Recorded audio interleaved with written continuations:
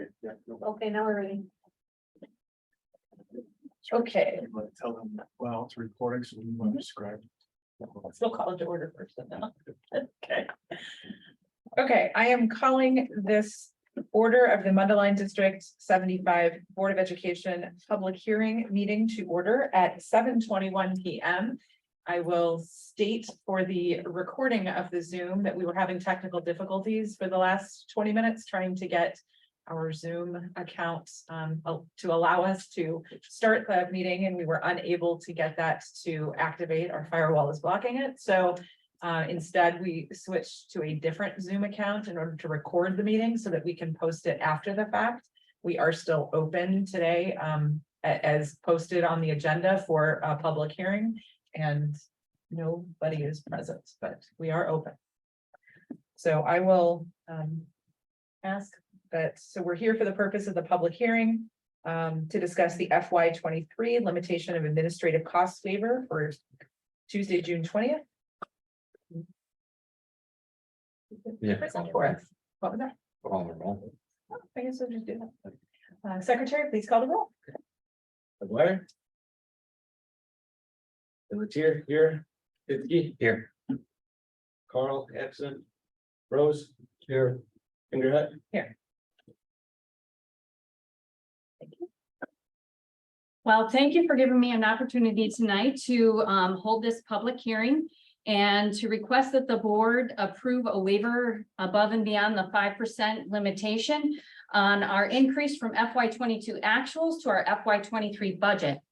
While we may be having a hearing and it sounds like it may have negative connotations, this is a great opportunity for us to highlight the fact that we're able to have this hearing because this district is in the lowest 25% of the school districts in the state of Illinois for its administrative costs. That means that we spend less than most 75% of the other school districts in the state of Illinois. Because of that fact, we're allowed to hold the hearing and to request this waiver. We spend on average a little over $500,000 in our administrative costs. And that number is so low that a $14,000 reclassification from our auditors moved us from 3%, which is within that limitation, to 6%, which is why we're here today. So that being said, this is the first time I've ever had to do this in my career. I don't anticipate that we'll have to come before you in future years, but we are requesting that tonight the board adopt a resolution approving the waiver for FY23. Do I have any questions? What was the amount of that 6% that you said it was 6%? What was the amount of that increase? The overall increase, actually, I don't have that. It might be in our board packet. Let me check. Apologize. I thought- So yes, so we had our totals are $575,000. I don't have what the prior year total was, but $14,000 was the reclassification. I want to also make note that that's a reclassification. It's not that they took money away or they added money, they moved money from one account to another. And in doing so, it reduced our FY22 expenses. So it looks like we have a greater increase in FY23 than we did in prior years. Are there any other questions for T? Okay, and I stated it at the beginning, but just to be clear, we don't have anybody present for citizen comments on this public hearing. And so I'll ask again if there are any other questions for T on this issue. Hearing none, if there's no further business to come before the board for this issue, this meeting of the public hearing will stand adjourned at 7:25 p.m. Can I have a motion to adjourn the meeting? I'll second that. Okay. Secretary, please call the roll. Okay. Fitzke. Yes, aye. Fingerhut. Aye. Rose. Aye. Carl absent. Pelletier, aye. McGuire. Thank you. Okay, moving along to the regular board meeting. I will now call the Board of Education meeting will now come to order for June 20th, 2013 at 7:26 p.m. Will the secretary please call the roll? Fingerhut. Here. Rose. Here. Fitzke. Here. Carl, absent. McGuire. Here. Pelletier, here. Okay. And the next item on the agenda is citizen comments. Do we have anyone present this evening who wishes to address the board? I see nobody here, but so moving on, the next item on our agenda is the Board of Education conduct comments. Does anybody have any particular announcements or anything to bring for everyone's attention from the board? Not tonight. Okay, Eric. Tonight I thought I would read the remaining two since we missed one last month. This will get us through all of them in our first year here. Code 11 says, I will model continuous learning and work to ensure good governance by taking advantage of board member development opportunities, such as those sponsored by my state and national school board associations, and encourage my fellow board members to do the same. The author goes on to say, this means that you have a responsibility to professionally grow your skills. And then our last code of conduct here, Code 12 says, I will strive to keep my board focused on its primary work of clarifying the district's purpose, direction, and goals while monitoring district performance. Author goes on to say, what does this mean? This is the start and finish, the alpha and the omega of being a school board member. Know your role. Always ask the most important question of all, what is best for students within our financial and professional ability? Thank you. Thank you. You. And along those lines, just reminding everybody that the IASB's website that we all should have logins for allows us to, there are archived webinars. So even if you can't participate in a lot of the webinars that are available during the day or on evenings, there are, if there's a particular topic or interest that you're wanting to learn more about or just understand better, there are a number of archived webinars that are helpful that I invite everyone to take advantage of. I don't think that you get the same credits for them if you participate in the archived ones than you do if you do them live, but nonetheless, the information is still the same. So just reminding everybody along the lines of that number 11. Okay, so moving along to the District 75 reports, we will start with the report of the business office.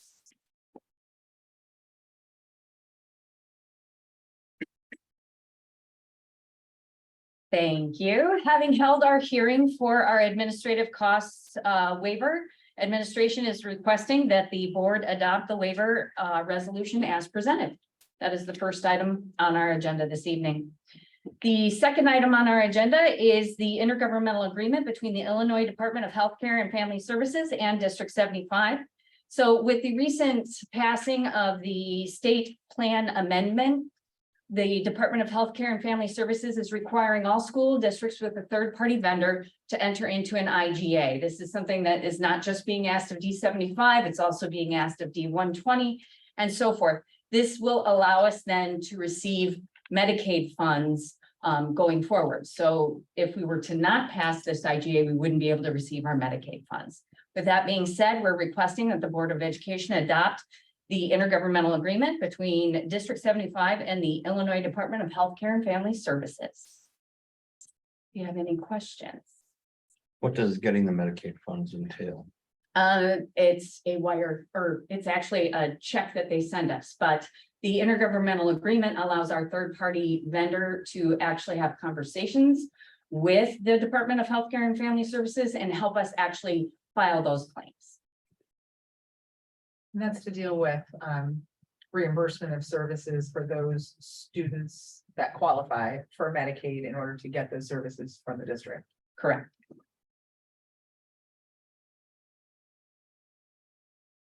Okay, any other questions on this issue?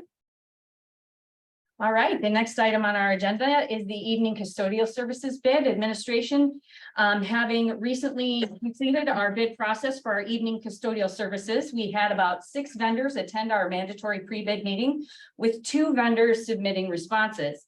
After reviewing all of the bid packages and reviewing the vendors' quality and serviceability, administration has is now recommending that we actually take the second lowest bidder of GSF and enter into a 3-year agreement with GSF. We also have contract extensions that are available to us after that time for 3 more years. But at this point, we are requesting that we enter into the 3-year agreement. Can you explain a little bit why we went with the second bidder as opposed to the lowest bidder? The second bidder, due to, I want to say this the right way, reference checks came back that led us to believe that they would not be able to provide the services or the quality of services that we expect. Another major difference between the 2 bid packages would be that one vendor is asking us for equipment and the other vendor, the one that's actually a little bit higher, is providing $80,000 worth of equipment as part of their bid. So we also have just generally equipment that will be serviced and more up to date than the other vendor. So we won't have to be paying for the equipment outlay or the maintenance of it. Correct. Okay. That's part of the bid process. Thank you. Thank you. And I think that is all that I have on the agenda. Any other matters on the business report? Okay, Thank you very much. thank you. June. So next we will hear the report of the student services report. So this was the academic topic for the year, and this is the final analysis from our data that we've been monitoring since the beginning of the year.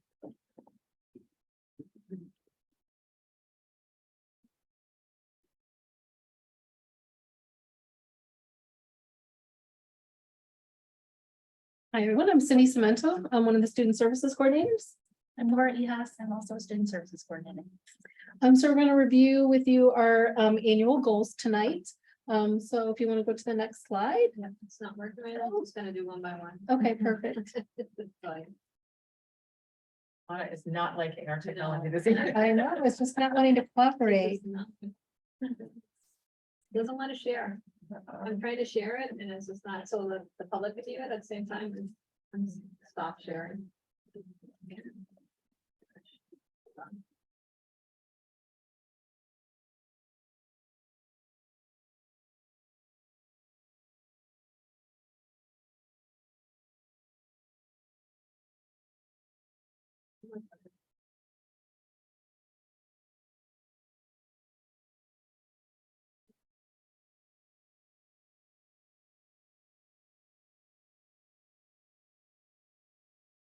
No, it's not even. I won't bring it up. Let's just do it.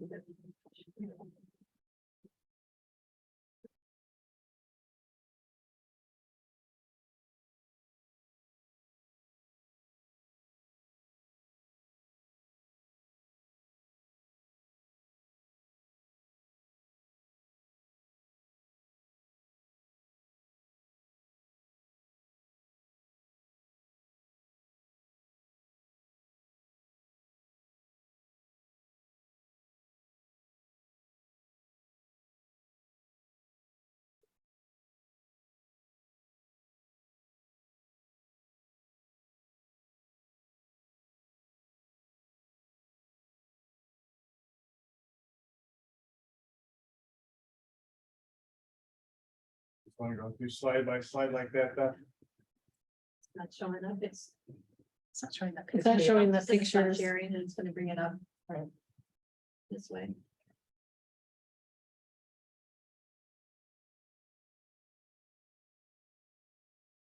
So strange. It was working fine on practice.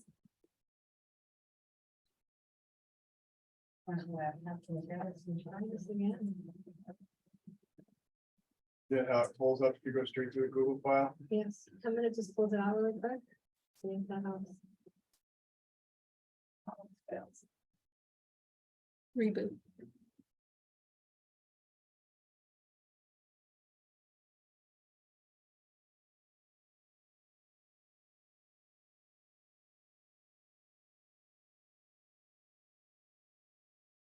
Anthony's earlier issue, the same issue with Google now? Kind of sort of, Google's being pretty funky right now. Is there anything we're able to do with it? We're getting hold of Dan to find out. Can't have a whole meeting go this way. Okay, oh, there's the picture. All right. Is that being shared or is that just straight for us right That's now? great for us right now. So since we're recording, Christy, can you let them know, please? So the technical difficulties are continuing, such that we've been trying to share through the recording so that you can see the same slides that we're able to view here in the room. But despite all of our efforts for the last few minutes, it's still not working. So we're going to proceed. They are publicly displayed in this room so that we can see the slides and we can allow the presentation to continue. Okay, so our first is our two goals for this previous school year, the 22-23 school year. We had two academic goals that we were looking to achieve. The first was to increase our percentage of students specifically within the approaching category which is a score of 3 on the spring 2022 IAR, which is the Illinois Assessment of Readiness, meeting an SGP on STAR in the 22-23 school year. Our second goal was to align with our district para framework, focusing on student STAR growth percentile from fall to spring, using the following scale. So that 99 to 71 is excellent, 70 to 41 proficient, 40 to 21% needs improvement, and unsatisfactory 20% or less. We did increase our SGP. So a typical SGP growth rate is between 35 and 65.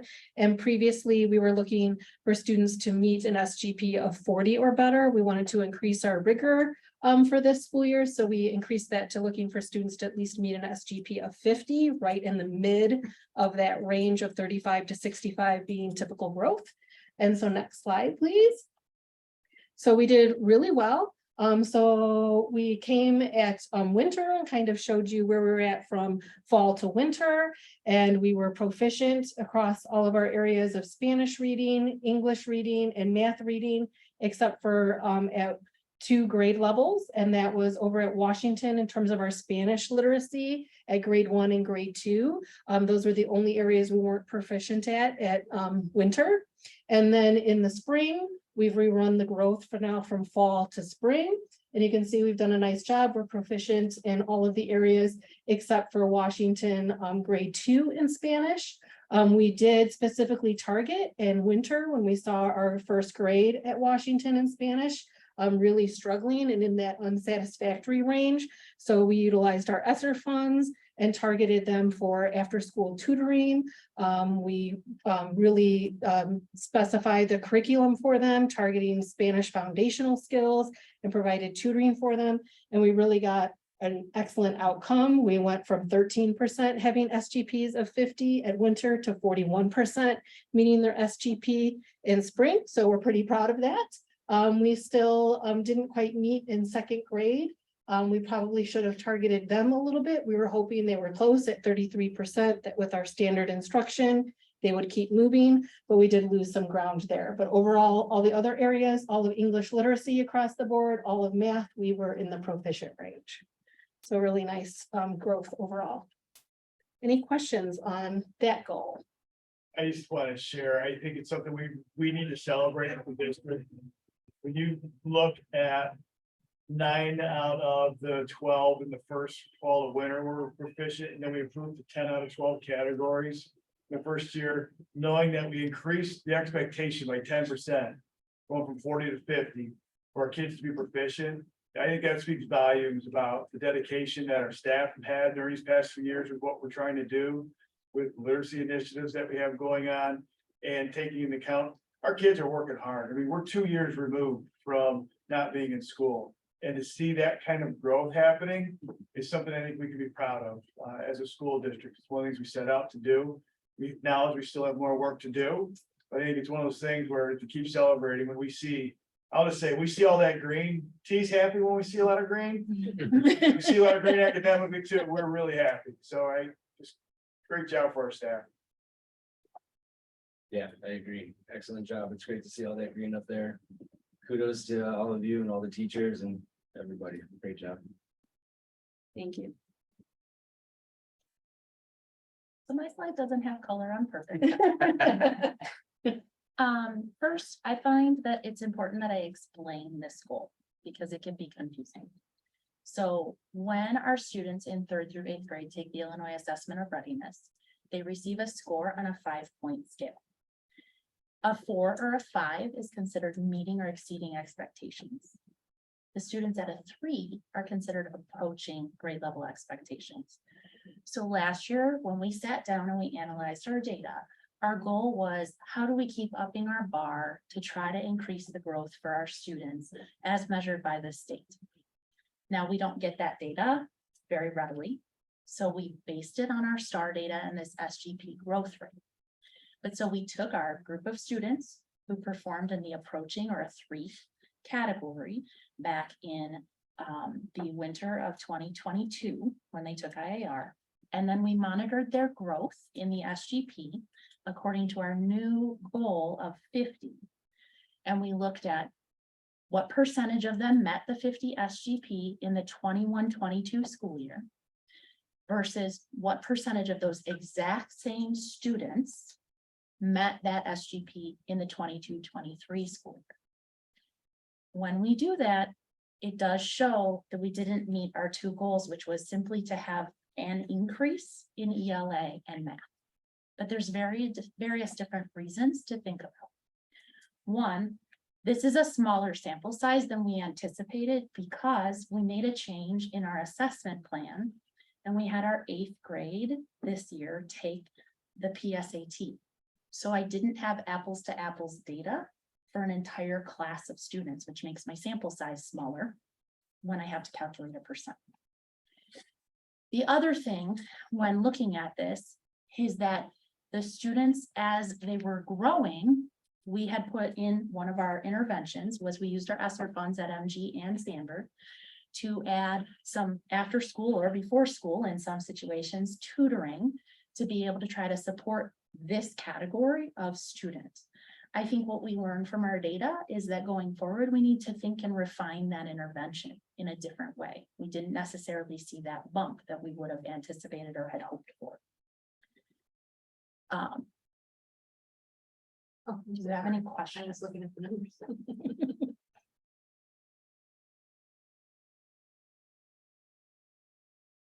We'll go to the next slide.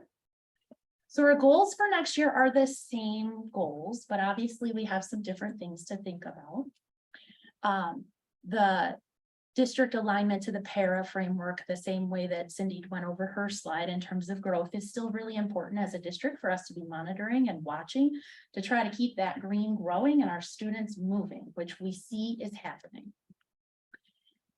Another thing for you to know about IAR is that the way that they're analyzing it in the state, they're upping the percentage that you need to have of your students by 3 or 4% every year. So the goal for the state this year was for 59% of a school district students to be able to meet or exceed expectations. That's why we feel as a district, it's so important that we continue to kind of refine our intervention and push our data on trying to figure out how to help our students in that approaching category meet on that test. But it's also important to be realistic. So the way that the state has set up the IAR, by 2032, they expect 90% of all students in every school district in the state of Illinois to meet that test expectation.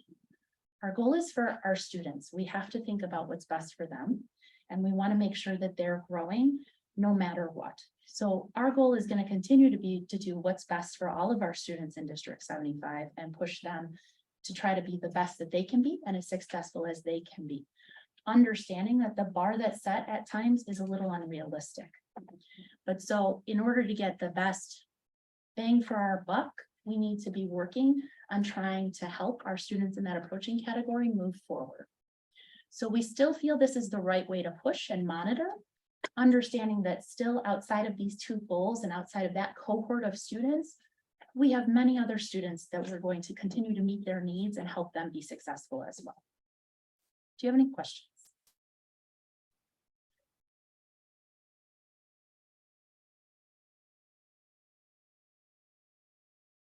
We'll still be using the same assessments next year that we use this year. Correct. Correct. But we're not going to up the bar again. So that SGP won't go up 10% again. And how often do you say that that bar changes? We did that, the state bar, that changes every year. Okay, Next year, I think it's gonna be 63% required to be a professional. instead of 41. And instead of this year, the state bar was 59. So the 41% that Chrissy's referring to is our Our local. local pair agreement for I see. the evaluator staff. Yeah, I see. Okay, Yes. thank you. for- and it's 41% of kids being at that 50th percent SGP. And yes, if we were gonna increase rigor again, that's where we'd, rather than increasing the SGP, we'd wanna increase the amount there. But we thought holding the course one more year. Where we're at, and then if we look to increase rigor, it would be probably upping that 41 to higher. In that proficient range. Over the increasing the SGP again.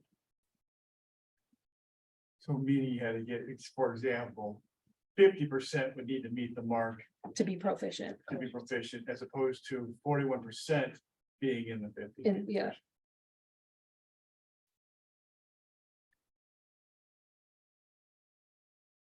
And when you say that we're keeping it the same, you're talking about the two goals, we're not changing the para framework. That's- No. Not at all. No. Just the focus of the goals is what we're Right. recommending and continue.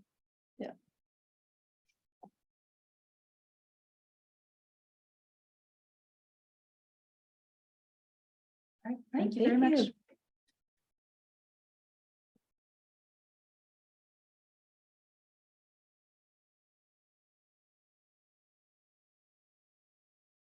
We'll have the report of human resources. Good evening, everybody. For your consideration, I have two job descriptions. These are new job descriptions. It's a retitling of the shared services roles of our electrical maintenance employee and our mechanical maintenance employee. With both districts anticipating new construction projects. What we would like to do is retitle those current roles to facilities electrical maintenance manager and a facilities mechanical maintenance manager. This would allow these two employees to supervise the electrical and mechanical work at both of the construction sites and direct our current employees to do some of that work. There is right now, these employees are hourly employees. So this would move them to be salaried employees. But they would not be eligible for overtime then if we make this change. You answered my question. Right now, these two people are doing a lot of the work. They are, yes. Would they then be taking maybe people on that they could delegate some of that to in the future? That's the intent, yes, is to be able to delegate some of the lower level tasks with supervision. And allow them to focus their energies on the more complicated matters. And these two positions are already hired, right? Correct. The people that would be under them then would be somebody we'd be hiring now, or are they still? We already have these employees in place, so Okay. these would be the individuals that work in our facilities and maintenance shop doing some of the general work. They would be able just to be able to get more involved with these individuals' oversight for some of these. So it's kind of moving them into kind of a management position. Correct.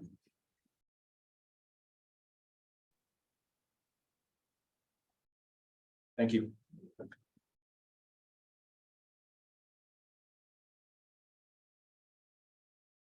Here from the superintendent's office.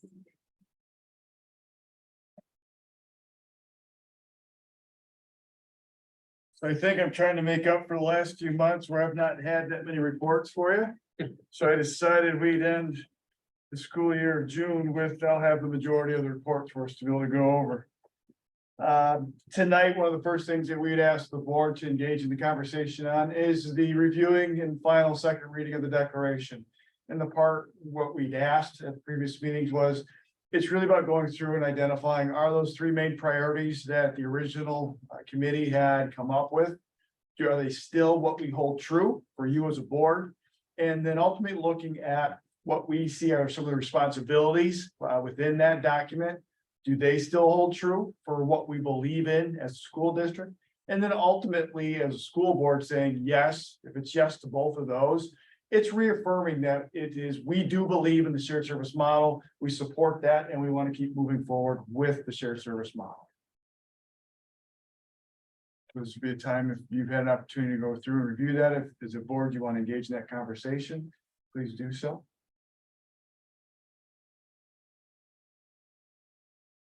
I love the shared service model. I think it's working out to not only our benefit, but to District 120 as well. Especially in the previous discussions we've had. Agree. So, Yes. question. So this.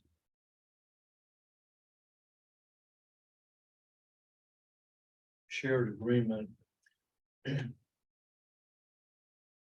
a lot of peripheral things that we've been doing and looking to try to expand that concept. But the crux of this is for the superintendent's position. Correct? I would say yes, when it originally began. That's where the focus was, because we had not anticipated the growth we'd seen. Lake Forest, when we met with them, the idea was to expand it, to keep taking advantage of the economy of scale, to be able to support each district. So, yes. The key to it is the shared superintendent, but the reality is if boards continue to support and believe in the model, it's about expanding it to be able to say, we want to be able to maintain some of our individuality as school boards while being able to pool resources, supporting another district, so that it's for the best of both worlds is the best way to put it. But it's a model, I mean, it talks in multiple forms about the shared services model, so it's the initial focus, it says, is the superintendent. This is the declaration for a shared services model for the superintendent, but it's talking about a model in general to set expectations for future boards of education to embrace and support the SSM. So it's talking about how it's intending to essentially be expanded upon as. And that's part of why it's the appendices show it's been adopted and then reaffirmed. It was initially adopted in 19 and then reaffirmed in 22. So.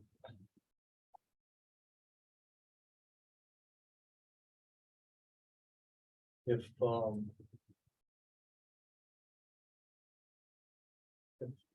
there's a difference of opinion on an issue. With 75 and 120. And it becomes a very serious issue. Is there any escape clause from this? Well, escape clause meaning getting out of shared services. Or how to review what the Parts of it. or parts of it. Well, we have mechanisms in place, yes. I think the first mechanism is what we've tried to employ is sharing what the topics would be shared service wise and say, here's what we're looking to do. And that's through the board meetings. And we'll just take the last topic we have. If by chance 75's board at the time, you know what? We don't feel that we think going to these new job descriptions is the best route, we'd like to hold right now. Okay, I heard you. I can take that back. I can share that with 120s also. They have the same feeling. We can say, how do we want to handle it next? So I'm usually the mediator, kind of working through both. There's other opportunities. I think it's one of the things we want to be able to get to. We have a shared service committee. So one of the things when we see topics that might create where there's more dialogue needed, we'd want to activate the shared service committee to meet more regularly, which is one of the things that we do want to do. Where they can go through and they were a help with how we set things up in the initial stages of shared services. So that's there. So we're just talking about these job descriptions and two folks that are going to be doing shared services. So in a hypothetical situation, we have an employee who's doing work for both 75 and 120. And we get to the point where there's a difference of opinion. That employee and what the employee is going to be doing. And District 75 says this is the guy, this is who we want. And 120 says that's not what we want to go in a different direction. So how do we get to resolve that? What you just articulated, I'd say, is one of the reasons why we went to shared service. So what you just shared is an example. Let's go back 6 years ago. Me and Andy, we worked extremely well together. Academically, everything we wanted to work together. But the bottom line is we had a different philosophy with how we wanted to work together. At times, right? There's just certain topics that there's uniqueness for our districts. So while we would do our best to align academically, there were just certain areas because of who was involved, we weren't on the same page, we couldn't get aligned. Where the outcome where I would say our students did well, we could have done better, in my opinion, on both ends. When you talk about shared services, what we're trying to do is remove some of those roadblocks in that alignment process. It's one of the reasons why tonight we're going to talk about the organizational chart. That's one of the things I think is key, because no matter what or how good people work together, the more people you have involved at times, it can get trickier. So I think we're very fortunate that I'll say we have Sarah and Stacy work together in teaching learning extremely well. That's people dependent a lot of times. We want to have a process in place or a framework set up that allows us, there's an individual that's setting the philosophy and guidance that we can be in agreement with for both districts and sharing that with both districts. So we don't have that misalignment. So that helps the communication stream, where you're thinking how that job should work or what the role of that department should be. When it comes, I think, to the second part of saying somebody doesn't believe that role should be working that way, I would say at that time, that's more of an administrative role to where whoever's at department head, or maybe it's the superintendent in this case, we would need to interject if we don't think that role's working the way we want it to. I think it's a challenge when we start saying if the board, when I heard you say we, I'm assuming that's the board. The one place I think the board needs to be able to say is if you don't think somebody's working the right way, that's the superintendent's office. Or if they're not doing what you're looking for them to be able to do, that's where the board would pull it in and say, hey, we're not aligned right now with what we're looking to do. Everything else below the superintendent, that's where the superintendent's working with those individuals based off of whatever presentations we're bringing to you, based off of what we've established through our strategic plan to help keep that aligned. And not trying to be too long-winded, I think what we've done so far is been able to eliminate where those differences come into place for the most part. We have some other areas we need to work so we can work together more. But I think when we look at structurally how we're set up, that's how we really eliminate or minimize the differences in how a position should work. That's what we've been trying to do. I think it's one of the things the declarations pointed out, that you want to try to work. You have this framework in front of you that says, here's a goal to try to work towards. The reason we put it together is because it's one of the learning curves that Lake Forest actually went through. They wish they had the declaration because at times it got challenged. You go, is it an elementary? Is it a high school topic? And we've been fortunate enough that how we work together, that's not an issue for us. Did I answer your question?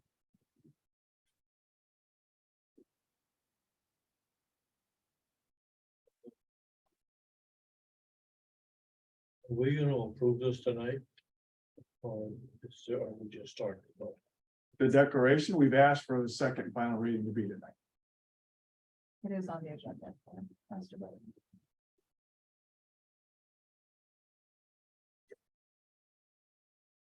What's the concern you have with it?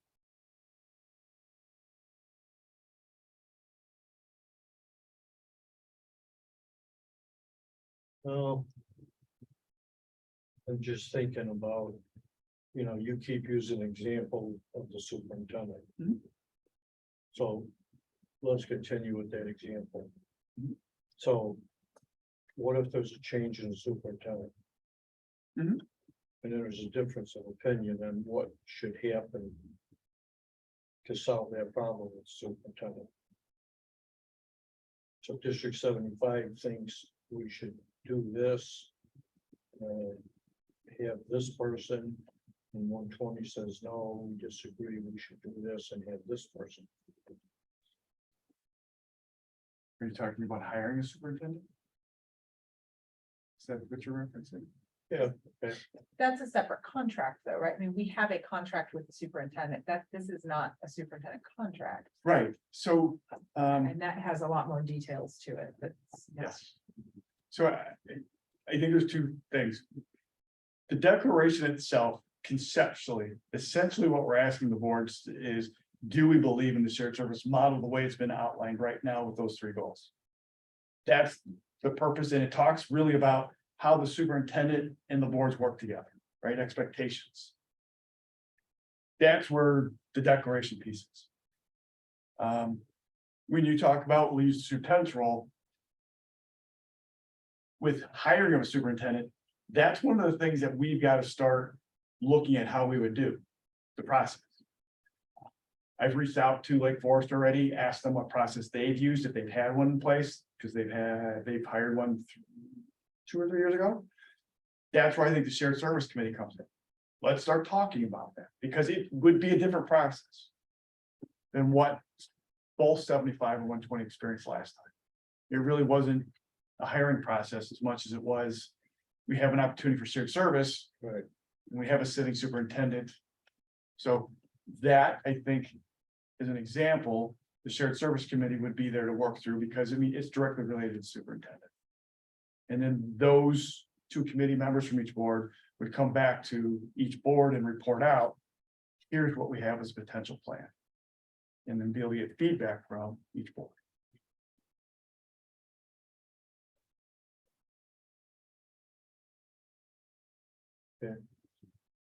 And the way I sort of look at this, because this is a unique concept in Illinois, because there aren't very many multiple boards that have a shared services agreement or a shared services model. And whereas IASB is good at telling us, well, you should have board agreements where you're all essentially agreeing that this is how these are your procedures and this is how you're going to operate and these are what you guys are going to do for each meeting. This is sort of taking that one step ahead and kind of being an agreement between the 2 boards that this is how we're sort of going to coalesce and coexist with one another while still respecting our own unique pieces, because not every position in both districts is a shared services position. Only the ones where there is overlap, where we have like curriculum that's only dealing with, whatever. So there are a number of positions in the districts that are not shared services positions. And you guys have done a good job of kind of identifying those as they come along, and as because I know one of the goals of the original shared services committee was they didn't want to see, oh, well, we're essentially merging with 120 and therefore we're firing like half of our staff or something, because that would not have been a really good that would not have been a good thing. So there was a commitment that we're not going to do that. We're not going to take steps to fire somebody to make that happen. But as natural attrition happens, we will try to see how we can align the 2 districts to not have essentially waste in some areas by hiring a duplicative position, so that we have a block away, a couple, 2 different people doing similar jobs. So what we have seen in the last, number of years is that this has happened a lot quicker than they anticipated. They thought they were starting with just a superintendent and then some of the other stuff would come later. and it's happened a lot quicker. Which is then how we've been able to save both districts a lot of money, as has been identified, in the past. And I think that I mean, I can speak for myself, obviously, to say that I think that we're finally starting to see some of the real fruits of the labor of planting the seeds that they did a number of years ago. And we have an opportunity to really see it grow and do some really good things with some of the other, pieces that are on the agenda. And I mean, looking like at this particular declaration, it's set up similar to a lot of our other policies where it talks about why they, talks about each district. It talks about why they initially, why they did this, so that you have the why, not kind of going later, oh, this is just how it's always been. And then it talks about the shared services committee responsibility, which is aligning how both boards have a committee that meet together to do this and what they will do. And then it goes one step further to talk about what the responsibilities are for the boards of education. It's agreed that, we will do a number of things and that they have a following principles. So I mean, it's setting forth sort of our, what seems to me is that, a lot of time and effort had gone into this. And I know that the meetings that the shared services committees do continue to meet, and there's always room for improvement and tweaking, but essentially that they did, adopted initially in 2019 and then signed off on it and both approved it. And then they added appendices and then reaffirmed it. And I think the intention is to try to reaffirm it each new board that sits. So we just reaffirmed this back last November. And now we're being asked to do it again since we do have a new board. I guess one of my questions would be, if we just did this in November, why do we feel the need to do it only 6 months, 7 months later? Because we do have a new board, and we thank Georgie coming on, giving her the opportunity to go back through the declaration. I think it gives opportunity to learn a little bit of the history, because all of you that have been sitting on the board have some experience and at least can open up some of the conversations for understanding and the backstory of the why.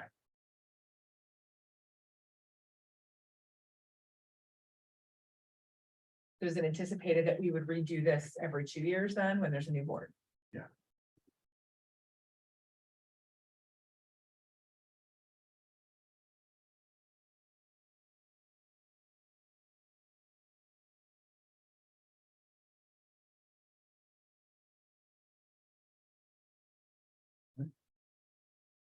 Any other questions about the declaration?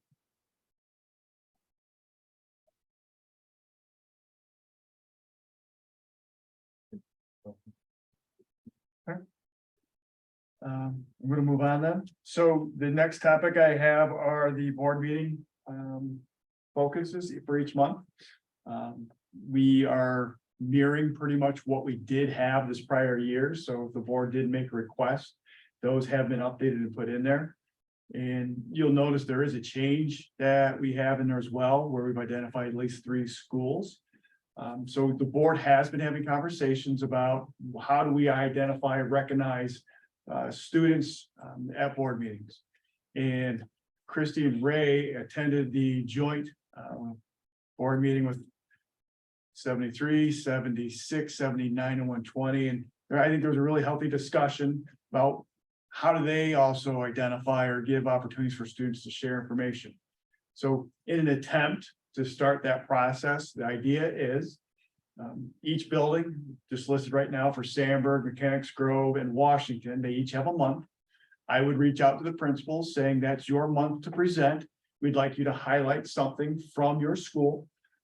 The options are either being able to have your students come forward, maybe be recognized, have them participate in the presentation if it's live at the meeting. If that's not a reasonable request, just due to time or maybe age of the students, looking at potentially even maybe videoing what they would present so that they could share that then with you at the board meeting. So be able to try to find what I would hope would be that balance between families and students attending our board meetings to be recognized. As much as us going out into the buildings when those events happen and meeting our families and our students there at the facility. So that is probably the biggest change. When you look at those academic topics as we went through it. If you're asking why I did not include Lincoln, it's because those are the littles of the little ones. And I didn't think it would be in anybody's best interest to see if they wanted to come and do a presentation for us at 6:30 in the evening. We certainly could do something where maybe if they had a video or whatnot, we could do that, look at that, but I was gonna wait because they also have a new principal coming on. Wanted to give that individual a little time to get themselves kind of, Trial by fire. No. yeah, to get there. So, and knowing that we want that individual and one of the changes, we have them focus a lot with the Fremont piece. So it would be working probably with Jamie or somebody that works, has a lot of contact with our Lincoln kids and our staff there. But that's the idea with our academic topics. What I would like to see go along with that is, you know, if we do have students from say Mechanics Grove or Carl Sandburg come, that the principal recommended, I would like to see the principal in attendance with them. Yep, they would be leaving. Sure. So the idea is for each of the ones where the schools are leading, the principal would be here and we're giving the principal the chance to kind of dictate, because one thing we heard at the joint board meeting is some of the districts focus on like giving awards to students in different places. Others just, you know, want to hear about different things going on in the schools. We wanted to be mindful of that and sort of give some autonomy to the principals to decide what they think is best, because we also don't want this to be some extra burden that the principal then has to come up with and deal with or add another, you know, project to their list. So, you know, this gives them a chance to highlight stuff that they're already doing in their school that they get a chance to then show us, beyond just inviting us to things. And it gives them the ability to, you know, turn some of that over to the kids and give some leadership, you know, responsibilities that can be done. But I would love to see students, but I don't want to dictate that they have to come and how they do, because I don't know if that's fair to all of them, but I agree with you. Yeah, No, but if the students come, I'd like to see the building principal. well, they're gonna be leading each of those meetings. So.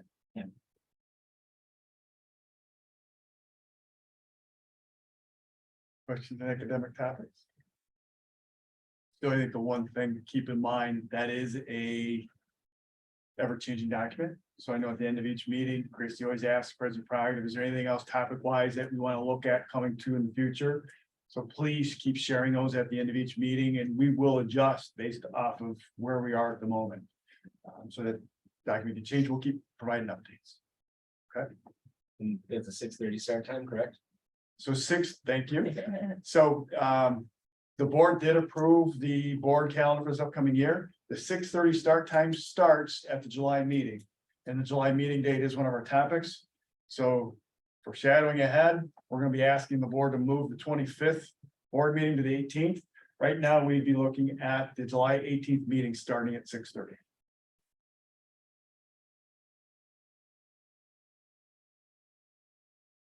And we will send a reminder before that meeting, so everybody knows. You may want to post a little bit more about that too, because if public comment is in the beginning of the meeting. Yeah. We don't want to surprise people that may want to come and are used to it being at one time, but. So Peter will take care of that with social media, and we'll make sure we'll call everybody at Zoom. Let them know we're gonna start earlier in case they're not available. Do that as well. Get their firewall up. Yep. Okay, good feedback. Next item. Organizational chart.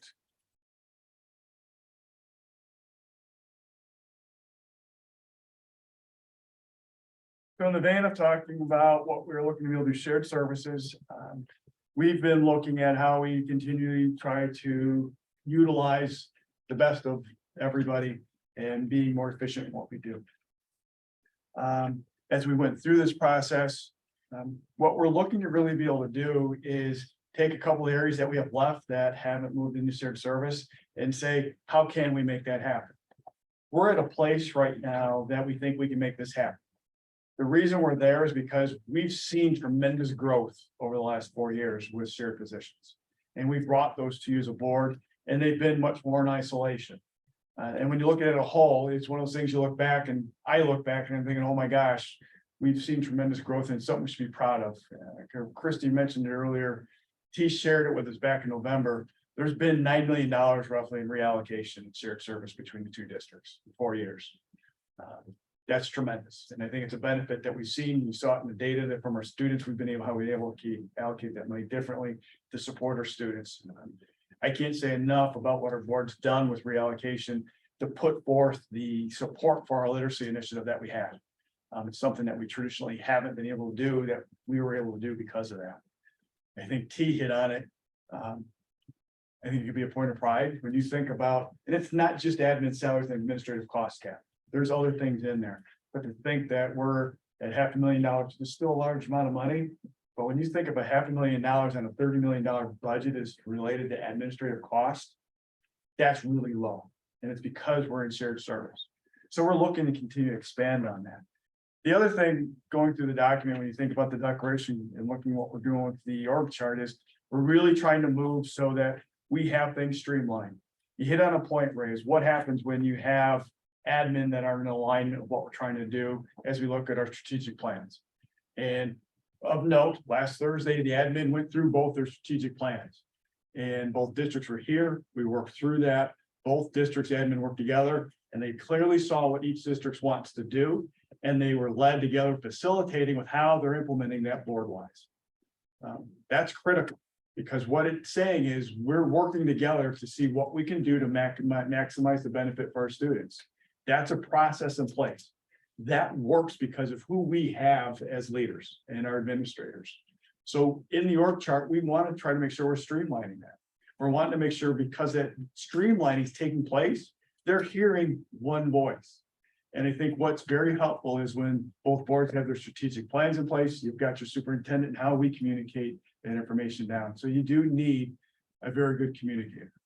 We also want to be able to see what we can do to maximize our cross training that we have within our district.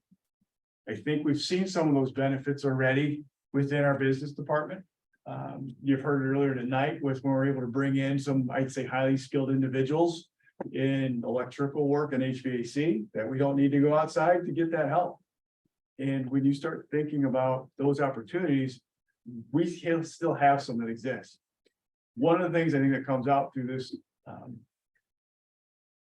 organizational chart is, and I don't know if we put enough value in this, is when you only have one person in a role and they're out, whether it's for being sick or on vacation, that puts a strain on the system. Because then you've got to try to catch up when you come back. And I think we've all been in that spot where you want to go away, take a break, but you know when you come back, you're going to have that cascade of emails. So you're doing one of two things. You're taking care of all the emails while you're supposed to be trying to decompress or be with your family. Or when you get back, it's a mad rush. The other thing that happens, the unintended consequences, the value of giving yourself time to actually research and to dig into topics more. And when you start thinking about that, we've got some examples as you go through here as we try to divvy out and utilize people's strengths. When we've been able to give an example of Kevin and Dave time to say, how can we work better together? And what are we maybe missing by not looking at each other's systems? That's where the efficiencies happen because you get a different set of eyes that take place to help maximize it. T gave me a great example earlier. When you think about the business department, when you have people cross-trained, somebody's out in payroll, you can cover for payroll, things can keep functioning and you're not getting behind. The other thing that people usually don't think about when you talk about our auditor would prefer more than one people have their set of eyes, for example, on accounts payable, on accounts receivable. Not that we say anybody's doing anything intentionally wrong. Mistakes happen. So when you get an extra set of eyes looking at something or getting a different perspective, that makes us better. And I think by implementing what we're looking to be able to do with the org chart, we're getting to be at about the cusp of where we're saying we're pretty much shared service out for our roles, that we're in a model that I think is long-term sustaining from here on out for us as a district. And we won't be dependent with this org chart on an individual. It'll be about the roles that are in place. And you're gonna see most of the roles are already there. It's just how we're divvying them up amongst the different groups. So, and if you go to the next slide, we've had an opportunity to go through and talk through some of these things. The idea behind this whole organizational chart is, let's give this a try because we have the flexibility to be able to do that. When we look at this, it's looking to the future. I'm not going to be here forever. None of us are. What I do want to see us have in place is a plan. Ray, you referenced, what are we going to do when we look for the next superintendent? I think we need a plan in place to be able to do that. We need to start looking at who we have internally that can fill that role and to be able to take in that spot. And I think it's our duty as school districts, 75 and 120, we find and identify that individual and give them the opportunity to learn through that process. We have time to do that. Now's the time to be able to do that. Waiting to implement that, we don't put ourselves as either district for either one in a, what I'd say in this position of strength to be able to support any of our internal candidates potentially moving forward with being a potential superintendent. I'm going to keep stressing that, and here's my why. Neither school district has hired a superintendent internally for at least their last 5 superintendents. That's as far back as I went. I think all of us at some time has experienced what it's like when you continually have turnover in a position. What happens? What are some of the nerves automatically that take place with your staff? Everybody starts scrambling of who am I reporting to? How's this changing for me? The course that you've just heard us taking with our academic performance, is that going to be the same? Those things start creeping in to people's minds. And what ultimately ends up happening is you get an individual that doesn't know our culture, doesn't know our climate, hasn't taken the time or consideration to be able to look and learn from that. And then they want to change things just to the way that they're used to working. And I think that was one of the benefits, at least I hope 75 learned, or at least saw with me, at least having roughly 4 years experience with working with 75 to some degree. So wanting to have that in place, I think is critical because I'm going to brag on our team. They do a hell of a job. And we need to continue to honor that. And I think by doing that, it's helping prepare all of our team members that we have working with us administratively. So when we looked at this chart and put it together, it seems to make sense. Because what you have is a deputy superintendent role that we could put in there. And I'd look for this to be an internal candidate. And we have that individual to be able to take that role, to be able to learn the areas that they don't currently have the expertise in. In this model, I would look for Sarah Cacciatore to be in that role. From what I've seen, with what she's done with creating a teaching and learning team that started from nothing, with people that didn't have a lot of experience, had them come together as a team to be able to work with our staff. And what I'd say was probably the most difficult time to do it, COVID. And she's pulled it off. What the idea would be is to be able to provide her that opportunity to work in the different fields that she needs experience in, that I'd seen. I want to support her with the full understanding, and this is important for you as a board, with the full understanding, the number one role of the board is to hire and fire the superintendent. You and District 120 as a board need to determine what you want that process to look like. We need to be able to have our shared service committee come together to start putting that process together, so we're not waiting for it. That's the main part of making sure we're able to get that role, but let's make sure we get that opportunity there. The next part, I think this goes to your point, Ray. When you talk about differences of opinion, we're streamlining this line of people so that they have one line of communication, and then everybody that's below them, they're hearing one voice. It's a heck of a lot easier when you talk academically, operationally, of saying you have 1, 2, 3, 4, 5 people that you're working with to work with the rest of the district. Now, when you think about that, that makes us, in my opinion, more efficient. Because in many cases right now, when you look at our superintendent's role, I have roughly 15 direct reports with communication. I rely heavily on all these individuals to make sure we're communicating correctly. If you're able to take that step out and have it where they're primary communicators with here, that makes us more efficient because the messaging can be more consistent. I'll just tell you, there's times I think I followed up with people. I like to follow up in writing. I don't always get to do it. And that makes for errors at times. I'm going to share one of the things that I think for me in my role. We need to meet more in our committees. There's no doubt about it. I feel that pressure of not meeting with you because we have so many other committees going on that I'm with. That I know that has to improve. One of the reasons I think we work so well together is not only for you at 75 for 120, the two boards have been awesome with working with me and understanding where our needs are. There's just no other way to put it.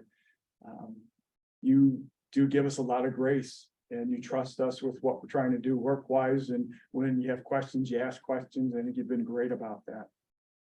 The other part is, I mean, just from my end, historically, I've always liked to go out with the board one-to-one for lunch or breakfast or at some point in time and just catch up. Because just meeting in a meeting like this, we really don't get to know each other like we need to. And it gives both of us chances to ask different questions of one another. So to me, it deepens who we are.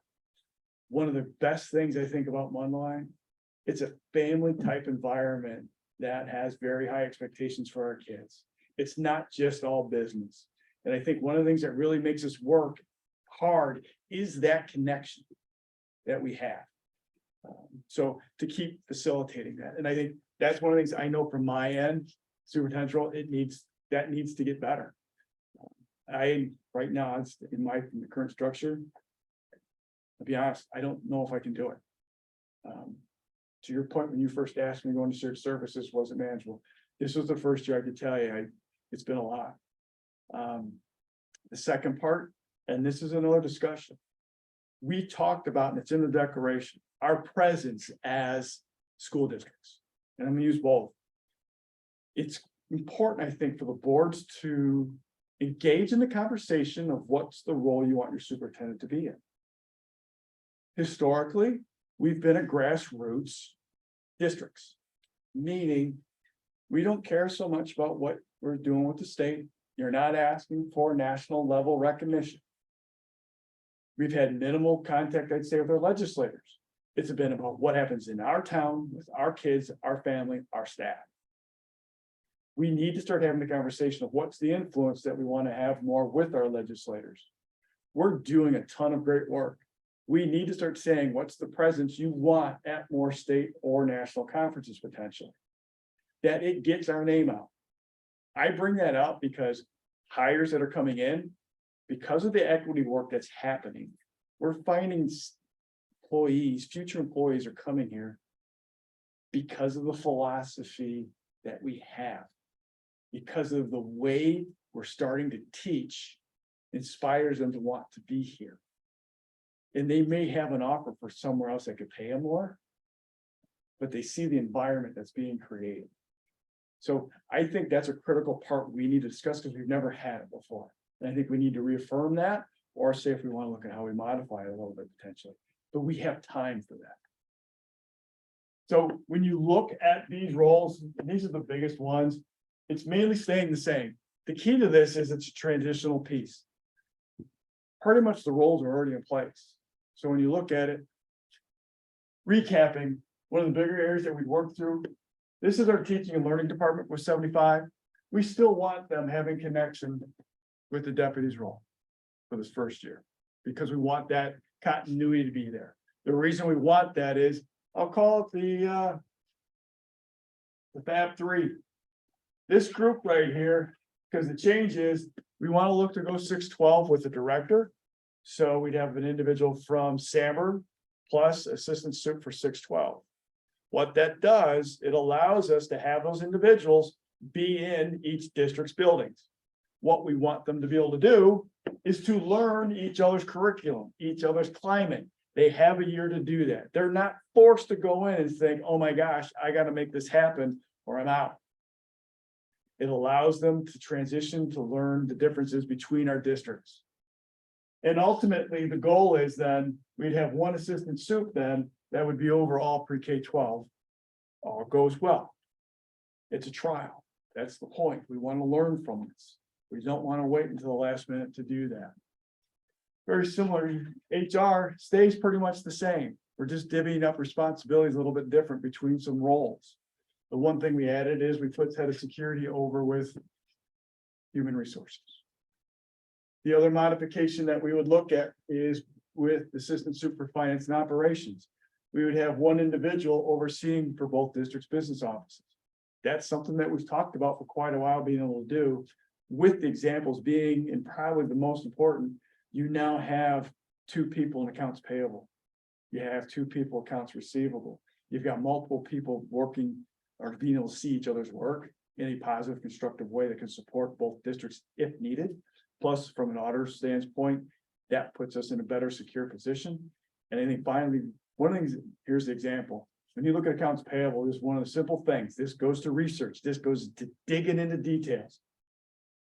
Because we typically have only one person in a role, let's just use accounts payable.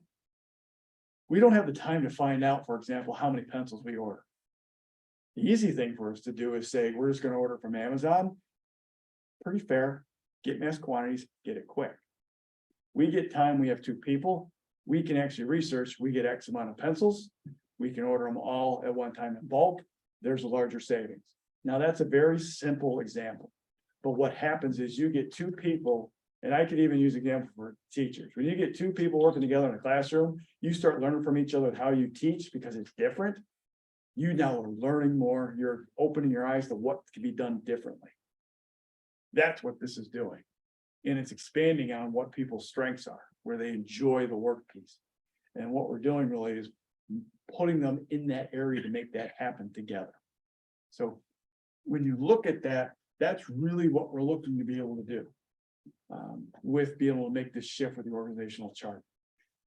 I said earlier, we would be bringing something back to you again in the spring. Reason being, we would potentially want to make some shifts like with these dotted lines. The dotted lines really aren't public consumption. That's more for us administratively, so we could see the difference between an operational component and an educational component. So the operational parts and nuts and bolts of the day, kind of what a classroom looks like, what we want to have for whiteboards when you talk about this group over here with the business department. This part over here with the academic piece, it's making sure we stay true to who we are at 75 while helping the other group right here learn each other. Once that's done, those lines will be gone. So then we've got the direct contact. And that to me is ultimately where we want to be. And then from there, you're talking more small tweaks. It's more or less if somebody leaves. However, we would look to say what makes most sense for this role. And we're at very few of those roles right now. When you look at this chart, and I think a key to this, and I know I keep saying there's a lot of keys, this is sustainable. It's not dependent on an individual. It's more long-term with the role itself.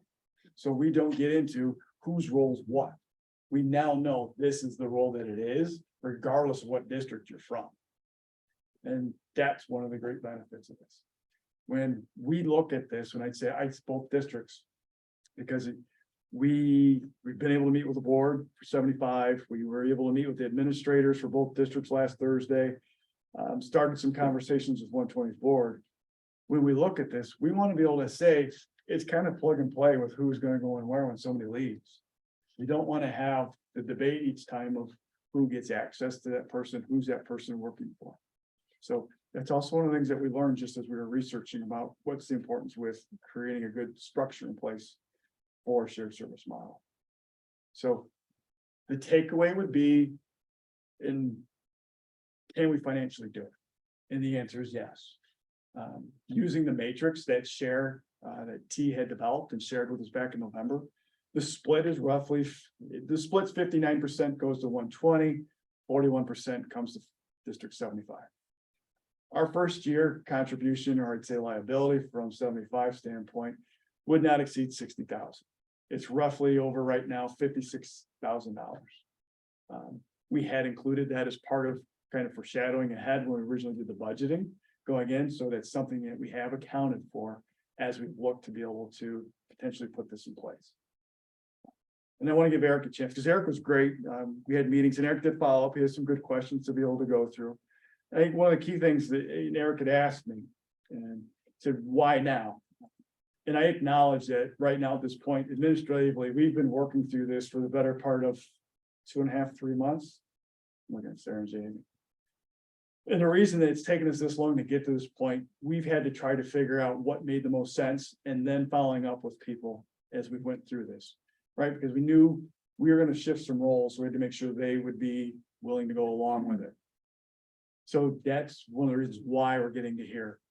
The why now and asking to not delay further is personally would not be comfortable saying, hey, we're going to start this, but we don't have board support yet, because we can't ask them to start doing extra shared service roles if we're not potentially going to go that route right away. Two, I think we wouldn't want to be splitting roles at that point, right? We've had conversations like, look, we're looking to go this direction. Knowing that we have to do that, people are thinking, right? So we've given them some time to tell us how this might be able to work and helping them kind of develop what that would look like. And then when you look at the long-term piece, long-term, but getting into the school year, we know we're up against the gun a little bit when you talk about, we want to be able to share it with our staff, because that line of communication, we need to make sure they have clear line of command of who to go to when. Because the last thing that we want to do administratively is make it more complicated for our staff. And by doing this, we believe we're going to be making it easier for our staff as far as how the communication is going. Our staff shouldn't see anything negative come out of this process at all. And I'd say for our boards, we should still continue to have both boards see the benefits that we've been sharing for the last better part of 4 years with combining of services. And I think what we will see that I don't even know we realize the fullest potential is what we've been missing. We don't know what we've been missing yet, because we haven't given people that time to actually do the research in their areas to say, how can we get better? The easiest way to describe it, I think in some cases, we'll be able to get out of survival mode. Because I think to the cost cap review, we already know that there's a difference between being lean administratively and being a skeleton crew. When you talk about being in the lowest 25% of the state, when you say there's 890 some school districts, and our admin costs right now are about $500,000, that's a skeleton crew when you get down to it. And that's a credit to our staff. We've got some hardworking staff, can't beat it. So what I would ask is that you as a board, this is what we're proposing. So I'm bringing it to 75 this board meeting, and we would take it to the District 120 board meeting on the July 11th meeting and asking them to go through it. I would, I'm planning on meeting with them as well in pairs, because it's a lot of information. And we've started some of that process and getting their feedback. And so far, I mean, the one question is it financially doable? And I think that's the number one question that we would have. And right now we're showing, yes, we can. So that would be what we have here. And Eric, I want to open up to you because you asked us questions and I don't want to represent how you asked, and I want you to be able to bring those to the board. Well, I would start by just saying that, completely understand the potential benefits here and what could come from this and being a positive, especially thinking about, the need to hire a superintendent in the next couple of years or so. And with Kevin saying that the workload is a lot, I want to make sure that we're not having a position that's not desirable. We don't want to have a position that people don't want to apply for if it's too much. Again, I see the benefits. I feel like it's moving very quickly. Not something that we have heard about or talked about as a board together. To me, this is a great example of something that can be taken to the shared service committee. That's why we have that committee. And my concern is that this is more than just adding a shared service position. This is a complete change in the structure of these two districts working together and moving towards this unit district. I don't feel like I'm being responsible in making the decision that quick without meeting with the committee that we have in place to discuss these things. I know that some of the changes in here will impact employees at District 120, and I also have concerns with making that decision impacting employees of the district that we don't preside over.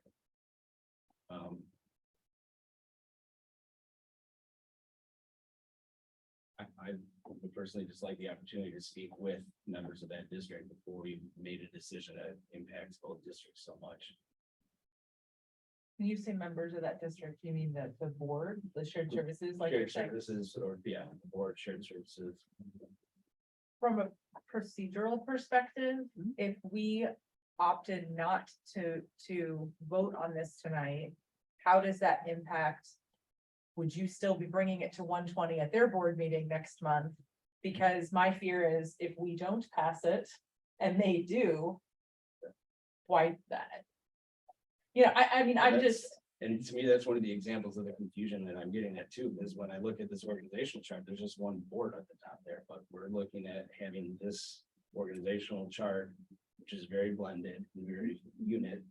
But then there's still gonna be 14 individuals at the top there trying to manage one organization. It's just something that I'm not clear about yet, and so I feel like I would just like the opportunity to discuss it more. When does the shared services committee meet again? We don't have a date scheduled.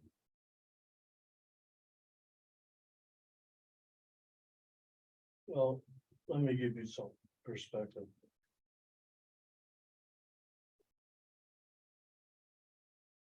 I'm gonna give you a little bit of background from me. I have a master's degree in public administration with an emphasis on organizational theory. So using it as a foundation to build off of, I've spent 40 years in administration, management of all kinds of organizations. I travel the country doing consulting on this kind of stuff. So if we back up and look at what we've been talking about and what the expectations are for the board. Things as simple as where's our strategic plan? Where's our mission statement? We've talked about what we need to do to build up and start moving forward and getting into the 21st century. By the same token, we can't jump out and be ahead of what's going on. This should have been in place years ago. When you start talking about organizations, and the superintendent mentions that with the last 5 superintendents being brought in, when you bring somebody from the outside in, that means there's a problem. You don't bring people from the outside into an organization and start making changes and trying to get them on track unless there's a problem.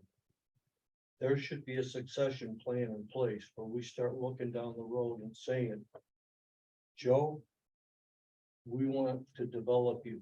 We want to get you ready so we keep the momentum in place. When you look at what, and you just heard a report tonight about what's been going on and how we started to improve. So if you close your eyes just for a minute and start thinking about what's going to happen if somebody from the outside comes in and starts looking at it and starts tinkering with everything that we've done. Think about what we've done, the district. And we're included in that. And when you look at Jamie, Sarah, and Laura, what they've done and where we've been, in spite of COVID, how we've caught up. And you're gonna bring somebody from the outside in now that has no idea what we've done, has no idea how we got here, has no idea about the succession planning that we've been putting in place. Because when you bring somebody from the outside in, you have to start thinking about, it's gonna take them a year and a half to get stable and understand what has been going on. Not only with what's happening internal to the organization and the districts, but what are the expectations of the community? How does this person now get on board with the community? All of these things that we've been working on, all of these building blocks that we put in place for success are gonna end up getting cracks in them. Because everything is gonna change. This organizational chart, this structure should have been in place years and years and years ago. I mean, this is moving into the 21st century. And you can't have when you talk about span of control in organizations, you know, how much the span of control references, how many people are reporting to you? What is your span of control over the organization and their subordinates? I mentioned when we talked the other night about talking about assistant principals. And I made a comment about no dog can serve two masters, and everybody kind of laughed. But that's what the problem is. If you've got somebody who you're supposed to be reporting to, that's who you know you're reporting to. And somebody else isn't gonna come in now and supersede that and start changing it. So you start getting people more comfortable in their environment, more comfortable in what the organizational culture is. That's what we're doing. We're changing the organizational culture. We're moving into the 21st century. And having somebody in the deputy position, if you look at any police department, and I use that as an example, not just because of police departments, but because of the organizational structure. Every single one of them is a deputy chief, because the police chief can't oversee support services, can't oversee operations, and know about what all those 50 people are doing out on the street. Because if you try to manage that, you're not gonna manage it, you're gonna lose it. And then this what starts to happen, everything crumbles. And when you were talking about what the people and the employees are thinking about, morale becomes impacted by, especially when you bring an outside person in, morale gets shattered because all of that stability that was in place, that comfort level of being able to know who you're reporting to, who your peers are, who you're working with, what the goals of the organization are, and here's the direction we're moving it, all of that gets lost. So I'd be happy to sit down Yeah, and go into more. I don't but I'll disagree. tell you, this is absolutely. It's incumbent upon us to be looking at moving into the 21st century. And this is the 21st century organizational chart and a process to move us forward, to continue the successes that we've enjoyed over the last couple of years here, in spite of the COVID. If I could add something a little different, I agree with what Ray says, but I have a slightly different take. I don't think it was possible to put this particular chart into place 5 years ago when the shared services initially started, because we could not have, nobody could have anticipated where and how quickly we would have embraced it and had it be a part of it. So we wouldn't have been able to, I wasn't there, they would not have been able to put this into place at that point because there would have been too many unknowns and variables to be able to do that. Where I look at this, I think that this is exactly the right time to be doing it, since we have seen the successes of the $9 million over the 4 years they've been doing it, and seeing how quickly and how fast it has sort of embraced us. Now is the time to then kind of realign and reorganize to continue the strengths that we have achieved, so that we don't start seeing those cracks in the foundations because nobody knows exactly who's on there. Now, one thing that I see when looking at this that I think is a positive, and this, I see that, because, and let me take a step back, because this is where I know the shared services model piece, it, was there, and we've all looked at it now, and it's the second reading. However, making sure that, because we haven't been through a contract negotiation recently for the administrators and doing that, one thing is to keep in mind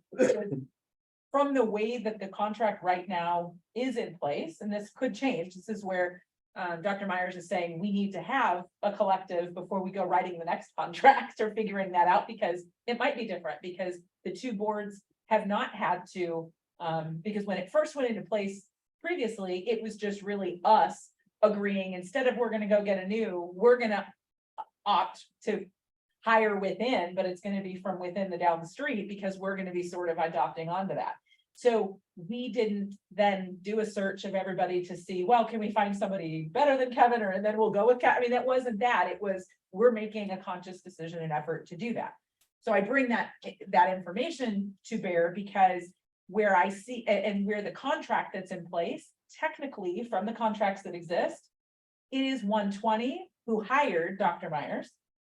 At this point, that doesn't mean that's got to stay that way for forever, and that's where the discussion about the change. And that's not up tonight, and that's not anything we're voting on tonight, to be clear. That does need cooperation, collaboration between the two boards, lots of discussion before we go writing a proposal or a you know, whatever, for however that process is gonna take place down the road. There's still 2 years left on this contract, so we have 2 years to do that. That's where I see Dr. Myers bringing this to us, saying, we need to kind of put this into place so that the work can start getting done between all of those, and it doesn't have to be a rush decision. Quick, we have to hire somebody, who's it gonna be and how we're gonna do that. But with that in mind, I like sort of taking that step, the fact that previously we didn't really get a say, for lack of a better term, in hiring that superintendent. We adopted the one they had. What I like about this is it's providing some balance, which I think can help bridge the two districts. Dr. Myers is proposing that we take one of District 75's own and put in that deputy position in order to hopefully train her for that role and be in a good position to recommend her.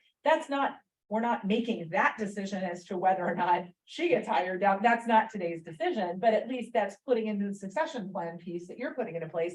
And I like that gives some semblance of balance, rather than, because there was a perception and a fear going into the shared services model years back that, well, are we just going to do everything 120 says, and are we beholden to everything they do, and are they, so there's pieces to that you know, Al could speak to, right? Because if he was on that board. So I like that this is sort of helping to balance the two and kind of demonstrate what the shared services model declaration kind of stands for, that they built and that we've reaffirmed, to say, we are trying to keep this in mind. We don't want there to be like a main district and then a subservient district. Like, that's not what we're looking at. And I like that this is bringing some parity and balance to that, while still recognizing this next level beyond the deputy is made up of people from both districts. It's not just saying, well, again, we're putting all of our people online underneath 120, you know, I mean, there's pieces that, so I don't see this being dramatically different from what is already in place. There are some shifts. I'm not going to say that there's not. And that doesn't mean that every staff person in the district is going to get on board and love it. If it changed, because as we've seen with lots of things, change is hard and not everybody likes change at first. That doesn't mean it's bad. It just means they don't always, you know, everyone kind of wants to just know what they know and keep going, but that's not always what's best for this. And I think that this has a lot of vision to show we're not just looking at what we want now for this next school year to go. There is, you know, there's the dotted lines to show this is where we foresee this coming in the future and where we foresee this changing and adopting, but giving the freedom to say, we're not adopting a 2-year org chart right now. They're asking us to look at this one, give them the freedom to start implementing it, giving some time to tweak with it. That doesn't mean it can't change. It doesn't mean it can't do anything. But I fear, because, and this is my personal opinion at being an observer between the two boards and a participant in them here for the last couple of years, is that sometimes when we do things differently or don't do it first and they do it, then there's this perception that we're not really on board and that, you know, I don't want to have that perception that. We have that committee that they could talk together. And Now we do. the same page. Right. I don't disagree with you. And I think it probably, had we known more that this was coming, that probably would have been a good idea, so that we had a better idea to know, is 120 on board with this? Are they likely to do it? Because I also don't want the perception, to flip what I just said on its head, that we're trying to shove we passed it and therefore they have to pass it because we passed it, and otherwise they're looking like they're not on board. I mean, that would have been the benefit of maybe bringing this to the Shared Services Committee first, before here. And I think that that's kind of what you're saying, is you're not saying this is a bad idea or that you Not at don't all. like it. Right. I feel like it wants more discussion with. I'm not exactly sure what the Shared Services Committee's role would be in this. I mean, it's like we're unintentionally putting another layer in this process of the decision making, and I'm not sure what the expectation is, and there can be more discussion about that. But I have a rhetorical question for you. You said It's that for me, it got me rhetorical. over the time you said that the district wasn't ready to do this. And it wasn't right. I can't remember exactly what your words were. But so my question for you would be that with these 5 superintendents who were here, why? So I think you're misinterpreting my statement.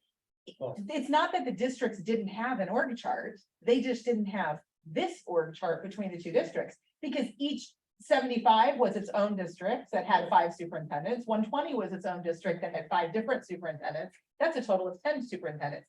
Each district had a chain of command, there were just much fewer participants in the administration staff. We didn't have as many we've added on assistant superintendents and principals and those are things that have come. It's just, it used to be a smaller triangle. Now this is a legal size paper rather than being an 8.5 by 11 paper, letter size. So it is not that there wasn't an org chart in place. And Yeah. that would be your why. It's just that this org chart between 120 and 75 could not have existed before because there weren't very many overlaps. The only overlap at first was the superintendent. So it would have been a block at the top and then 2 triangles underneath, independent of one another on the side. I think in an ideal world, Ray was right. This should have been there a long time ago, but we weren't living in an ideal world at that point. The shared services stuff Now, started out very slowly. It didn't have anything to do with the superintendent being over both districts. It started out with sharing, buying things and stuff like that. That's where it really started. It wasn't until Andy decided that he was going to retire that it was approached, the subject was approached of Kevin taking over both.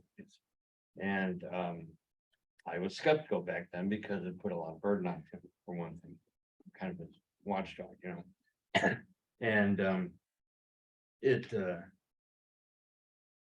it became more, and there was not a lot of buy-in right in the beginning either about doing this. nobody likes Chris change. was saying, yeah, nobody likes change. It's a whole different way of doing things in District 75. As to have somebody that was there and the 2 boards trying to do things together. It was tough, really tough. And I think going forward, we've learned a lot. I think our shared services perspective and the way we do things is much better than Lake Forest. And I think Kevin can back that up.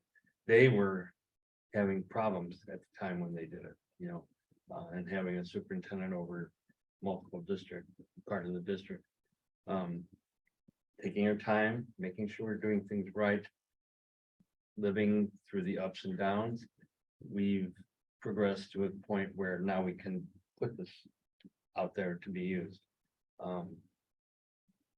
Like you said, change is hard, and it may not go over big in this district with everybody, as well as it may not go over big in 120 with everybody.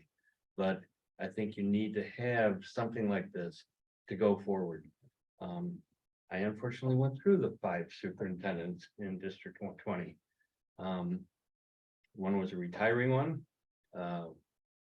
Not bad there. One we should have never hired in the first place. Maybe 2. I think I'd say 1. Maybe 2. And it took to get to Kevin, and there was another candidate at the same time who was very popular. And that was a tough decision for our board to go with Kevin, who we thought fit best, as well as somebody that was popular in the area and popular to the staff in the school. And to say, sorry, we're not going to take that person and take him, that caused quite a stir too. But I think in the long run, we made the right decision. I think in the long run, we made the right decision to have Kevin be over both districts. Still worry that he does too much, and that's why I think this is going to help maybe ease some of the burden that he's had. If we can follow this and get this in place. My perspective. I do think that Eric has a good point, though, in that And I didn't catch this really when in looking at it initially, in that it probably should be plural. It should say boards of education. Yeah. Rather than board. I wondered the same thing. Should be that. But isn't that the future of a unit district? Most, all unit districts have one board. This is a unit district model. It is, except keep it, I mean, what's not reflected on here, but is still the reality. A number of these people are our employees and are not employed, even though there's some, and there are some that are shared. So we still have, it's not as though we're losing that autonomy. You know, and same with 120, there's a number that they employ in doing that, but. And I've shared this before, I mean, you know, in. This whole concept of all these tiny little districts with all these administrators and stuff is a foreign concept to me. When I come from out of state where we have very big districts that, you know, do very different things. And so the fact that, you know, one whole district is three and a half schools, you know, is very different to me, and that the high school is its own district from the element. I mean, I am not suggesting that we all vote to go with unit district, but I think that this is focusing on the realities of where we are and how we are trying to at least share the services of both districts so that we are working with following I think the last conduct, doing the work of the district in order to conserve the resources and use, you know, the be fiscally responsible and use the resources we have wisely. That is, you know, what I think is our main charge as the districts. And I think that this is kind of a framework. I don't think that this is necessary. I mean, we're not adopting the job description tonight for a deputy superintendent. That's kind of that would come later if we adopt this general framework. And that is where I think the shared services committees would meet together to kind of discuss that and sort of frame that out, because they would be working with both districts. And to Ray's point, the shared services committee, remember, we have two board members and they have two board members that are, it's supposed to be a bridge between the two boards to be able to talk to one another to have these discussions. But ultimately, we each have to vote. Important enough to have the two boards talk directly to each other instead of having shared services. So maybe You're not wrong. I should talk to the president or vice president of 120 and take that shared services out of it and have direct conversations. Or we could have a joint board. Well, here's. Hang on. Let's first think about, okay. From my view, it's getting a little bit in the weeds when we're saying the board needs to go over the organizational chart, decide what's best. The board's role isn't to decide what they think is gonna happen with all these roles. Okay. So we've got to be, I'm asking you to please be mindful of that part of it. Eric, to your point, we need to ask on boards. The question you have is, how do two boards work with the superintendent? We've been doing it for 4 years. The key part is, what's going to make it easier, this past month, both boards passed the strategic plan, right? It's been kind of being directed more administratively, but as two boards, you've each come together and have that. So that is really the driving force that we use to do our work and what we bring to you as a board. So that's what's dictating that. The second part, and I think it's one of the boards we talked about, how do 14 people work with a superintendent? Well, you've got to have more contact besides a board meeting. This allows that to happen. It gives you and I an opportunity where you can tell what's on your mind. And that gives me a chance to talk with the other board members, kind of pick where we are. I mean, it's the process that I use naturally with my admin team. Just where are you at today? How are things going? What are the priorities and where are we getting at with? Right? Is that touch base. The other part I heard you talk about was the impact and the concern of what that might be for the other district. And I would say we've been very conscious of that. In how does it impact? What we're talking about right now is approximately $140 between two districts. The districts 120 at $86,000 approximately.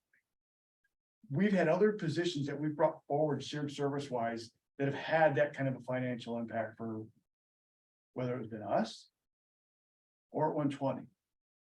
And we've been okay knowing that if we approve it, we've always said, it's pending what the other district does. I think a key role in this is what, when we talk about roles, it's not like I'm not talking to the other board. I wouldn't be standing here before you today with this as a plan if I didn't have a pretty good idea where I thought 120 was gonna be. And vice versa. I wouldn't be bringing something to 120 if I had not already touched base with you in some fashion, like, hey, what are you thinking about this? Because I don't want to see either district come up and fail. So that portion of it, and I can understand you want to be able to hear from the board. I believe me, I get it. I do. I hear you. But when we start looking at and getting back, what's the role? What can we do? I want us to have more of those meetings. I'm committed to doing that going forward. I think for what we have here in the org chart, when you talk about some of the movement, overall, Chris, you think you acknowledge there's minimal overall when you think about what we've done so far. I think financially, we know we're able to handle it for both districts. We're not gonna have something come, because I'm trying to picture my own mind. Shared service team comes together. We talk through it. What's that conversation look like? Essentially, are they saying it's okay to approve, or we're looking for, yeah, just a thumbs up, we both say we're okay, so neither board looks bad at a board meeting. That's what I'm trying to process through with it. Because if we start getting into the conversation of like, well, I think so-and-so should go here, or maybe this position goes here. That's not the work of the board. I mean, I know we know that. But I think that's where that conversation, I gotta believe it naturally would go. I don't know how it wouldn't. So. I think when we talk about what we're doing, we've been doing it. I think we see it potentially as a bigger change. I'll just say, when you look at what we've done the last 4 years. This is very small compared to what we've already done overall. And I think the two boards have demonstrated over the last 2 years, you work extremely well together. And I wouldn't be bringing something to you that I didn't feel confident about meeting with the 120 board. And I agree. Yeah. And I don't think it's, I'm sorry, I'm trying to think. I don't know that it's, I mean, as a board, our role is to consider the superintendent's recommendation and decide whether or not, we support him in this and then trust him to do the work of where the people go and why, that's not our job. And that's kind of what I kind of hear what you're saying. So I mean, when you say that you want, that's why I asked, when you said you wanted to talk to some of the people that it impacts, I feel like that's kind of us getting into the weeds a little bit. The employees. Oh, okay. And that's okay. And that's where I was, The board. okay. Thank you for clarity. And I do think, your point that it does have some of the components of a unit district, but not overall. And, sometimes even in just the individual board, you function without knowing it as doing some things that you would do in a unit. And as I mentioned earlier, before when we started the shared services stuff, and when Kevin basically dropped a bombshell on us that he was considering, him and Andy were considering him taking over as the superintendent of both districts. I think we suffered a little shock at that time. And, but it was explained well. And I think this is just the continuation that's been going on for the last 4 or 5 years. And this is where we got to now. It's just creating a slightly different chain of command, but it's when Kevin went through and sort of named, a lot of the people we already know from both districts that we see as overlaps that we already have at both districts doing some of those jobs. This is just allowing us to kind of see where they all fit into this big picture. I don't know that it's a huge change so much, other than for a few different employees now having a little bit more of a hierarchy on their own part of it. But I don't see this as a huge change, with the exception of having a deputy, the concept of a deputy who's being recommended from our district to come through in order to help ease Kevin's burden, which then can make him more effective as a leader and to the boards, like we're, talking about, in order to make that more efficient and to reduce the likelihood of some of those balls being dropped that certainly would not intentionally be dropped, you know, that you sometimes just have to be when you're doing too much, like, you know, like he's saying. And we want to put together, I just see this as like a tweaking of what we're already doing. I don't know that it's entirely different, but we want to create that succession plan so that we are I think- able to attract people to replace various positions throughout, you know, because like he said, none of us are going to be here forever. This is not just a matter of that there, you know, whether there's different people involved everywhere. I think it's just a difference don't wanna of seeing it on paper as opposed to talking about it. I think the one thing I would want to add is referenced it. We're never going to be a unit district. You know, and never is a hard term to maybe use. But when you look, unless the financial system changes with the way the legislator does it, we won't be able to do that. Because essentially, I'd give T a heart attack, which we don't want to have. But we would have both districts operating on essentially District 75's budget. And we'd have to work with different teacher contracts, separate support contracts to get them aligned. From a financial standpoint, that is just not able to happen. Georgie, I think one of the things you said when we were talking was, we are actually, I think, able to, you paraphrase for me, we're going to have an opportunity to live best of both worlds. Each district's going to be able to fund themselves the way they want financially, yet both districts will be able to reap the benefit of being more aligned with one another with how they work together. Maybe we need to come up with a different way of calling the organizational chart. It's not a unit district chart, it's a shared service chart, maybe. So that makes it more clear that we're not looking at ever going into consolidating school districts, because that will not happen under the current structure, the way Illinois schools are set up. Pensions and all the other. Correct.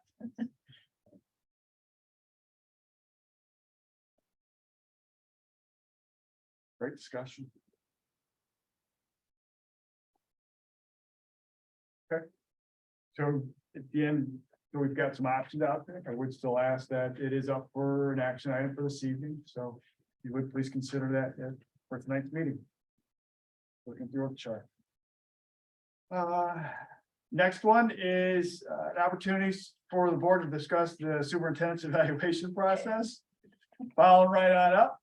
I can go over kind of what we've done before. And then really it's about timeline. When you want to be able to have when I say Christie, when you would like to have all the documents turned back into you, and what board meeting do we want to provide that information back to me? Whether you want to do it as a full board, or you and I meet the first time, we've been having it where the board meets with me and we review the final results. So what is on the table for the superintendent's evaluation? We're using the old document, it's a Google document. Anna would set out that document, so you have it, copy it with the statement that Christie coming from you, where it would, all the tabulations, what we'd set up is where Christie, they come to you, so that you could create a final summary document, and that would be the number, which should be automatically tabulated, plus any feedback each board member provides for each area. Put it in all one document. And then for you to be able to have an opportunity at the next board meeting, which if we want to make that the July, tentatively the 18th, available in closed session, the board can go through all the results then, right? So how you may have perceived or selected or rated an item to get a final document that if you wanted, if it wanted to be tweaked by anybody as you talk through each of your whys. And then determine, my assumption would be, we would look at the August meeting where you and I and the rest of the board would sit in closed session and we go through the final eval. So it's really a matter of, does that timeline fit? And if it does, meaning we'd want, you tell me how much leeway time you'd want before that July meeting to get everything tabulated so that you could get that final document to the board. And then we go for the August. Well, and then I mean, there's another piece you could put it, we have a vacancy and we have a new board member, and I think in the past you would ask that perhaps the new board member not be a part of that, since you have a lot of, Really hard. right, but then that makes our circle a little smaller. But I guess that's really more of a question, bless you.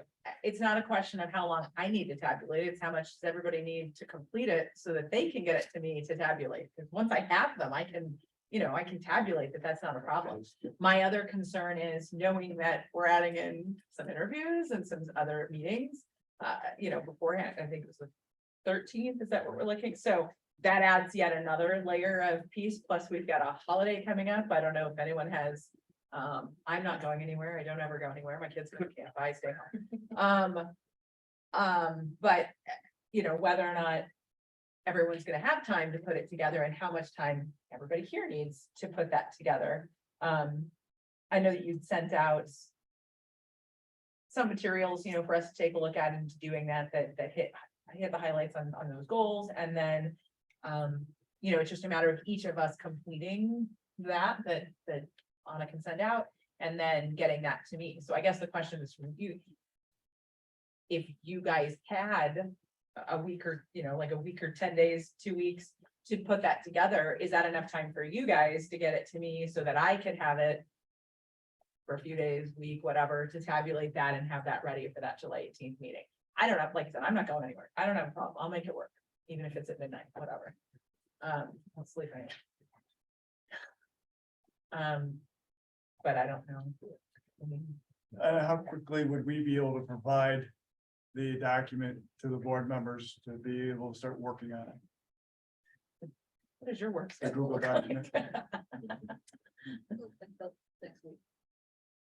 Probably a couple of days. And how quick I can get, planning to get done tomorrow. Thursday, End of the week, beginning of next week, no, the end of the week. end of the week. Yeah, that would basically mean each would receive their own individual link, right, with you on it. So you can both see it at the same time, share it, so you're sharing it at the same time. And then a master link, just in case you want to make a copy of it.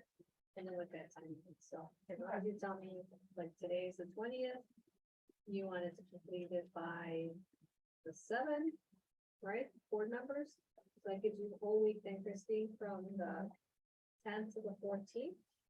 Anticipating that the board meeting is on the 18th. That gives you a full week to complete, and have any other.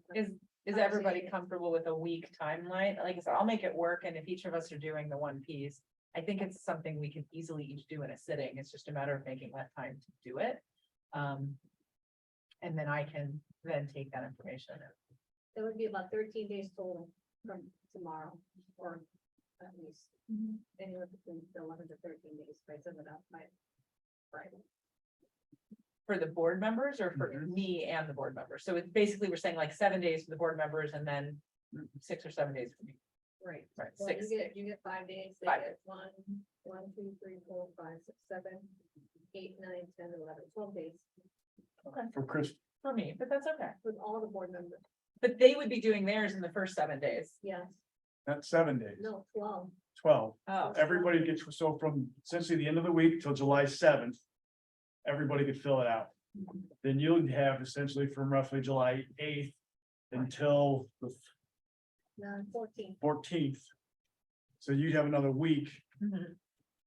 to get it finalized, to get it to Anna, so we could share, she could share it with the rest of the board. If I put my mind to it, I can get it done. Okay, If we use it, if we do the weekend, it's 16 days. I didn't count weekdays, I just counted the regular work. Well, day. clearly I will be doing this on a weekend, so that's fine. Does that work? And I think we do, there's like 2 of you then, so I guess we're looking at right now. See, one thing you don't have to do. And then I imagine, Emily's on summer vacation too, so hopefully she can work with that time frame as well. That's it. I think that makes sense, that would. and then we look for the August meeting.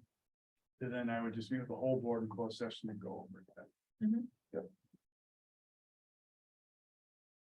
The closed session meeting would be the July meeting to do that, or and then August with you?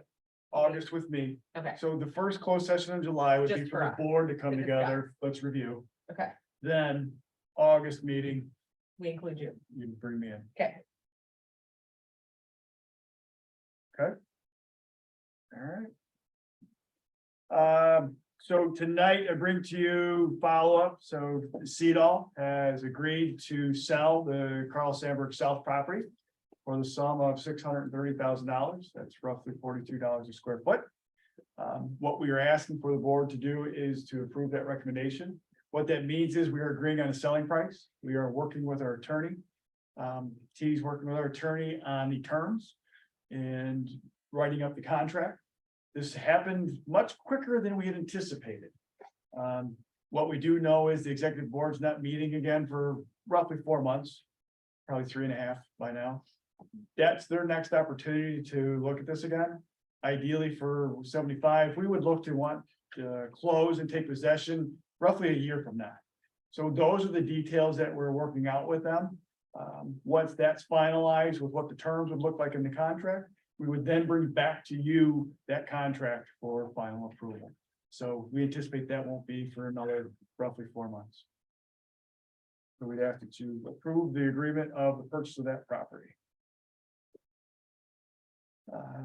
Next item, the estimated expense approval. So after our last meeting, we talked about and asked who wanted to go to the III conference. In that process, I has totaled up what that amount would be. So the board does need to approve the amount of $5,883, of course, excluding mileage.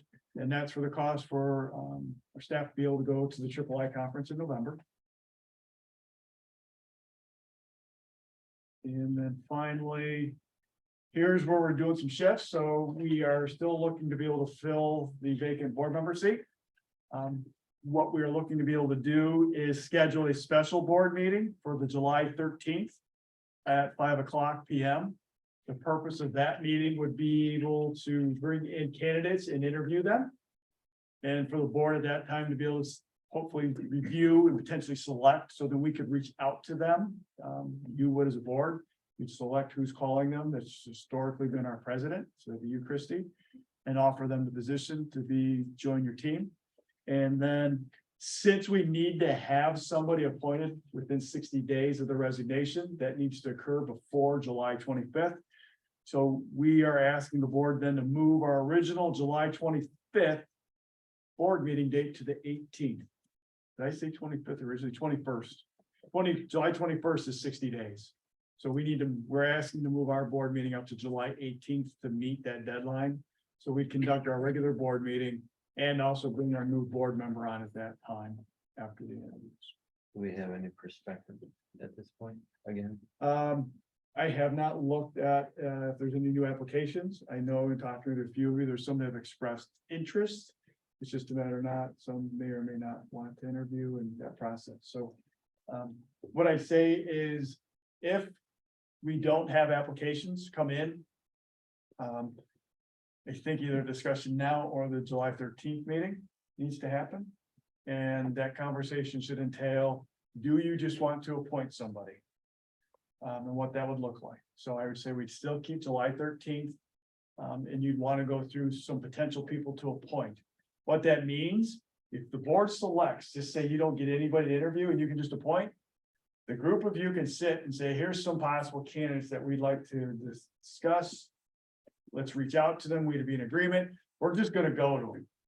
Hey, we talked as a board. We think you'd be a good candidate to be on our board. We'd like to appoint you as our next board member and see if they'd be willing to do that. So what it does, it removes that individual from going through an interview process. And there are a couple of people who I think we could approach for that purpose. Okay. But let's keep it open and see if we get applications as the traditional model, now that we moved it from the one to the next and try it out. But then if not, we're proposing we still proceed on the 13th and then talk about how we tweak that and go next if we don't have anyone apply before. Then, that's probably my biggest concern, nobody applying, and then if in your conversations with people, they don't want to take that, even without, not having to do the interview, then we're kind of behind a rock and a hard place.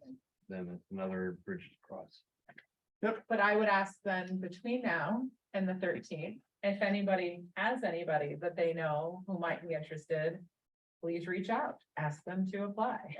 And if not, at least I guess gauge interest so that we can discuss that at our next meeting and then we can talk and about that and decide how we would proceed so that we're not putting all of our eggs in one basket, but that at least we have options so that we don't have an open vacancy for very much longer. Because another option would be, there are a number of former board members who may be willing to come back if we can't have, but there's, we can do lots of things, but that's what we can talk about on the 13th. So is the, I guess, kind of an unfortunate time of the year for this to happen because, is there a good time? no, But no, I know. but there's less, less, I hear. the communication might be out there, but people seeing that communication, is not a problem. So is everyone available on the 13th? I guess that's the Number one, piece on the floor. 5 o'clock. Yes. I will check. Child who leaves tomorrow for camp gets home that day. So yeah, we'll be. And then July 18th. And that would be a 6:30 start, not 7.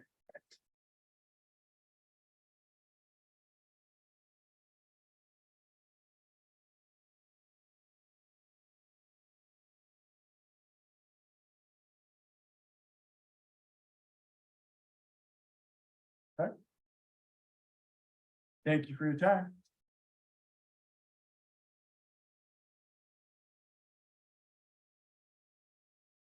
Paper shuffling I was doing. I moved my agenda. Here we go. Okay. Okay, now moving on to committee updates. So first up is board policy. As we have discussed at the last couple of meetings and is included in the packet, pull up so that I can reference it. I did go through the, so what we did last year is we had decided to move the discussions about the policy to each board meeting where we would, similar to how Eric just completed his 12th code of conduct at a meeting, we wanted to talk about and essentially go through and highlight and sort of hit the high points of our board policies, which are voluminous, so that we can all be familiar with what they are rather than just have them be some document on a website no one looks at. So other than the policy committee. So I did go through what I had done 2 years ago, or a year ago, was create a very similar review that was in the packet, but it was divided into 12 sections because we were a little ambitious, thinking that we were going to cut all these policies up into 12 and go through one per meeting, which was about 36 pages per meeting. Some meetings took more time than others, especially when we have the press, the quarterly press review and second readings if they're voluminous, then we just didn't quite get through all of them. So I think we ended on section 8 this year is what we got through with some of the other stuff. So what I did is I went through, I already had the previous document we put together. And I initially we had talked about that I was going to cut it up into 24 sections with the idea of going through a full cycle on each board, each 2-year section, election cycle of the board and go through all of the policies, having us start kind of where we left off. And then eventually by the end, we'll get to that other piece. But as I was going through it and cutting it out, and I had to replace a few of the names where maybe some of the names changed in the last year, some of the policies, and we added the equity policy, et cetera, then it seemed to make more sense to cut it up into 20 sections, which I thought made more sense because then it was about 20 pages each rather than about 17 something. And it allowed us to have 2 meetings per year where perhaps we don't go through it so that we have the ability to more easily catch up rather than falling so behind like we did, with the idea of still getting through it in the next board cycle before we see another board and having gone through it and keeping that eye on what we want to do so that we're all aware of the policies and that we can make changes as needed at the press stop. So the sections that I did go through and do that are listed and spelled out where I have put in which meetings we anticipate kind of going through it.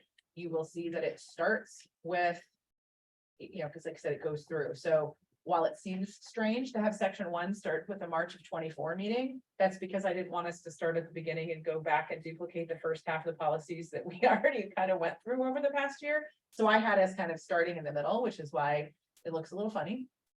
But that would mean that we start with section 14 at the July meeting. And then we cycle through and then go back to the beginning so that again, we get through all the policies by the end. And so with the future packets, we will have each of these sections pulled out and put in there to make it easy. So no one, obviously, anybody can go onto our website, look at the policies at any time, but this allows us to do that way. Using the board topics review, I pulled out, just as a way to plan when I went through it, I pulled out the policy section on the mid-year MTSS and the year-end MTSS review, because sometimes those are data heavy, and tonight we had a lot of superintendent pieces that just happened to make it heavier, but I built that in there so that we are not then trying to compete with the policy on top of it. And that's just what I had proposed to kind of take a stab at putting this together. So this is the proposed policy section that I would suggest that we starting with next month and then get through in smaller chunks than we tried to do last time. And then I will also say I met with Georgie on Saturday and we went through, I showed her the last couple of press 110 and 111. This 112, they had a webinar, which we're still waiting for the archived one to show up because I wasn't able to do it that day. And we'll both keep looking at that and watch it. And then probably in the next board packet, we think, because it hasn't been issued yet, we'll have the press 112, which will only be up for first reading next time. It'll be up for a second reading the following time. But we will tackle this and get going. So that's the board policy committee updates. So finance advisory, any updates to give us? Well, the only thing was last month, the public hearing approval and function. Yeah. And that's the finance committee meeting. It's October. Shared services. No updates, we haven't met. Okay. Community outreach. Okay. The representative updates, the first one is STEAM Foundation. So we had our meeting the other day. We said goodbye to our president who has been there for a while. Nikki Erich is stepping down since her kids have matriculated out of D75 long ago and are getting, the last one is I believe he's a senior this coming year at 120. And so she's taking a step back. We are always looking for more board members. So if you know anybody who has an interest or a desire to get a little bit more involved with a pretty low-key committee that meets via Zoom monthly, and then we've got a few fundraisers per year, and they're fun to go to and participate in anyway. Feel free to ask your friends and let us know, because we're always looking for more people. They're starting to plan all of the next fundraisers for the next year and looking into how those are going to be built into the schedule and get going, and trying to streamline the succession from the president to the next. So that's largely what the last meeting was dealing with. The STEAM camps are going on right now at the high school. So that's got kind of exciting. And last month we saw, the science explorers who met, and they're trying to see how they can expand on that and get a lot of those kids to get some of their friends involved and do more of that. So it expands for future years. So that's the STEAM Foundation. CDOC. I attended the governing board meeting earlier in the month. Main focus of that was going over the tentative FY24 budget. They presented some highlights from that budget, which include 5% increase in tuition, decrease in staffing enrollment, 5% increase in O&M funds, and future capital projects that they went over. They also announced the sale of the South Building, or the potential sale. The governing board will then approve the budget in August. Village liaison. All right, so next on the agenda is the consent agenda. Does anybody have anything they would ask to be removed or tabled for further discussion from the consent agenda. Now is the time to communicate that request. Hearing none. I move that the consent agenda for the Mundelein Elementary School District 75 be adopted as presented. Second. Secretary, please call the roll. Finger Aye. Hitzke. Aye. Pelletier, aye. McGuire. Carl, absent. Rose. Aye.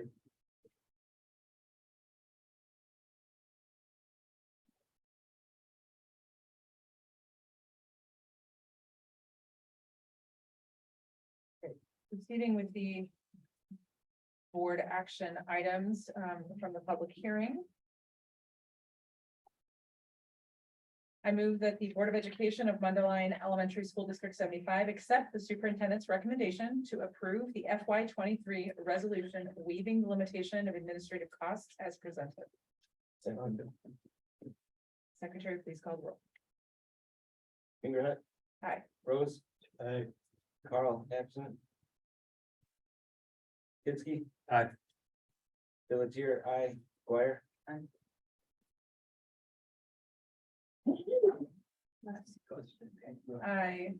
I'm sorry. No. Okay, all right. I move that the Board of Education of Mundelein Elementary School District 75 accept the superintendent's recommendation to approve the intergovernmental agreements between the Illinois Department of Healthcare and Family Services and Mundelein Elementary District 75 as presented. Second. Secretary, please call the roll. Finger Aye. Hitzke. Aye. McGuire. Aye. Rose. Aye. Carl, absent. Pelletier, aye.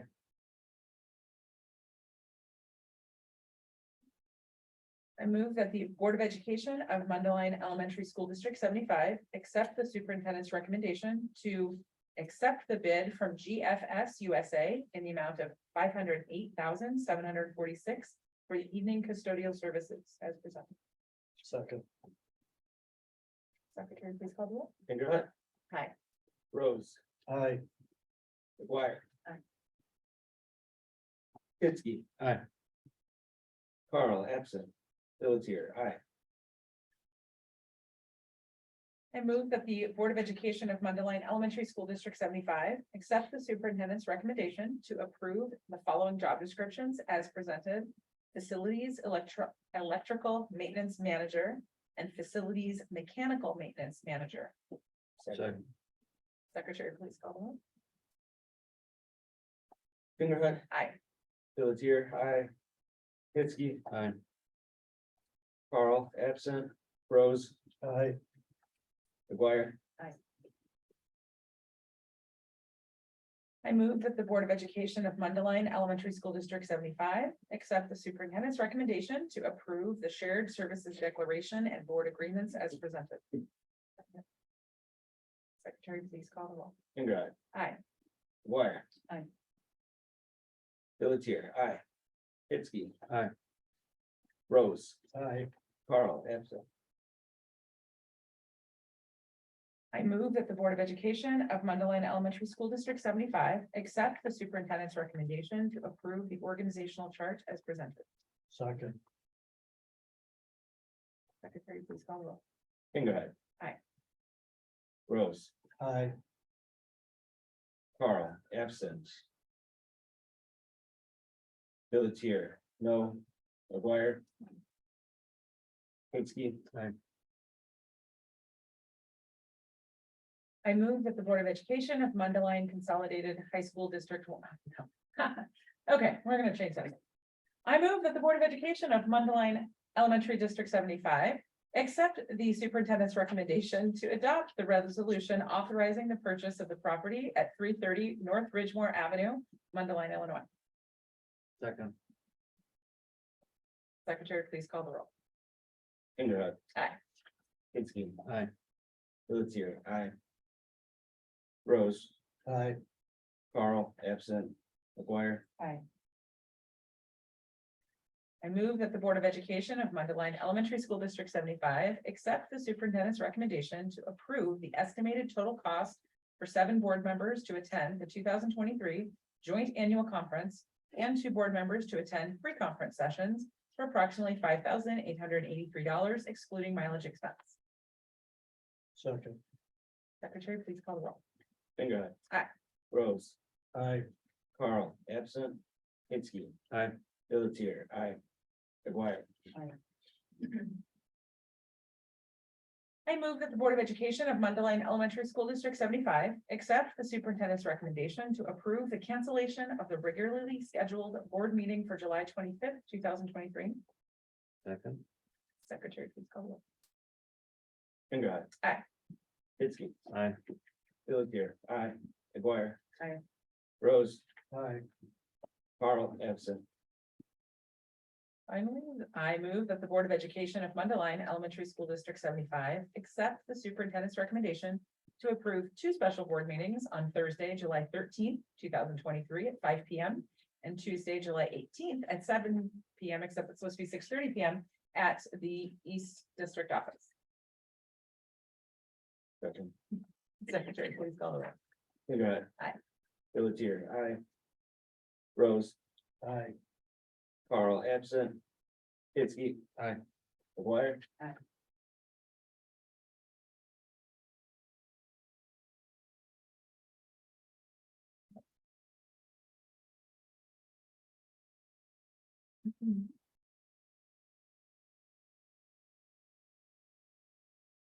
The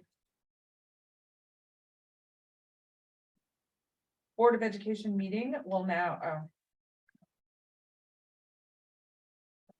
I will say that the Board of Education meeting will now adjourn and enter into executive session at 9:42 p.m.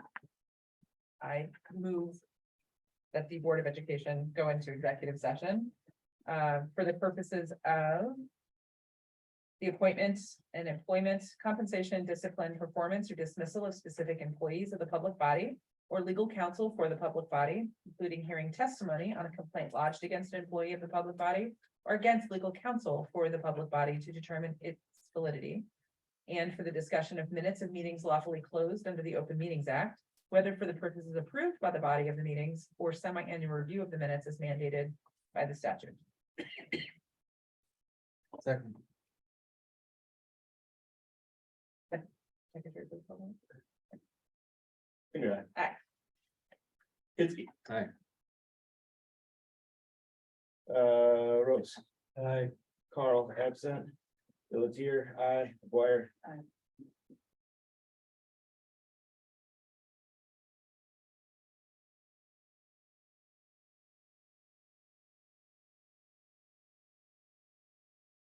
No, essentially, we'll adjourn the March. We're all gonna stay here and go through that one too. Oh. No, did I say at 9:43? Yeah. Sorry. Sure.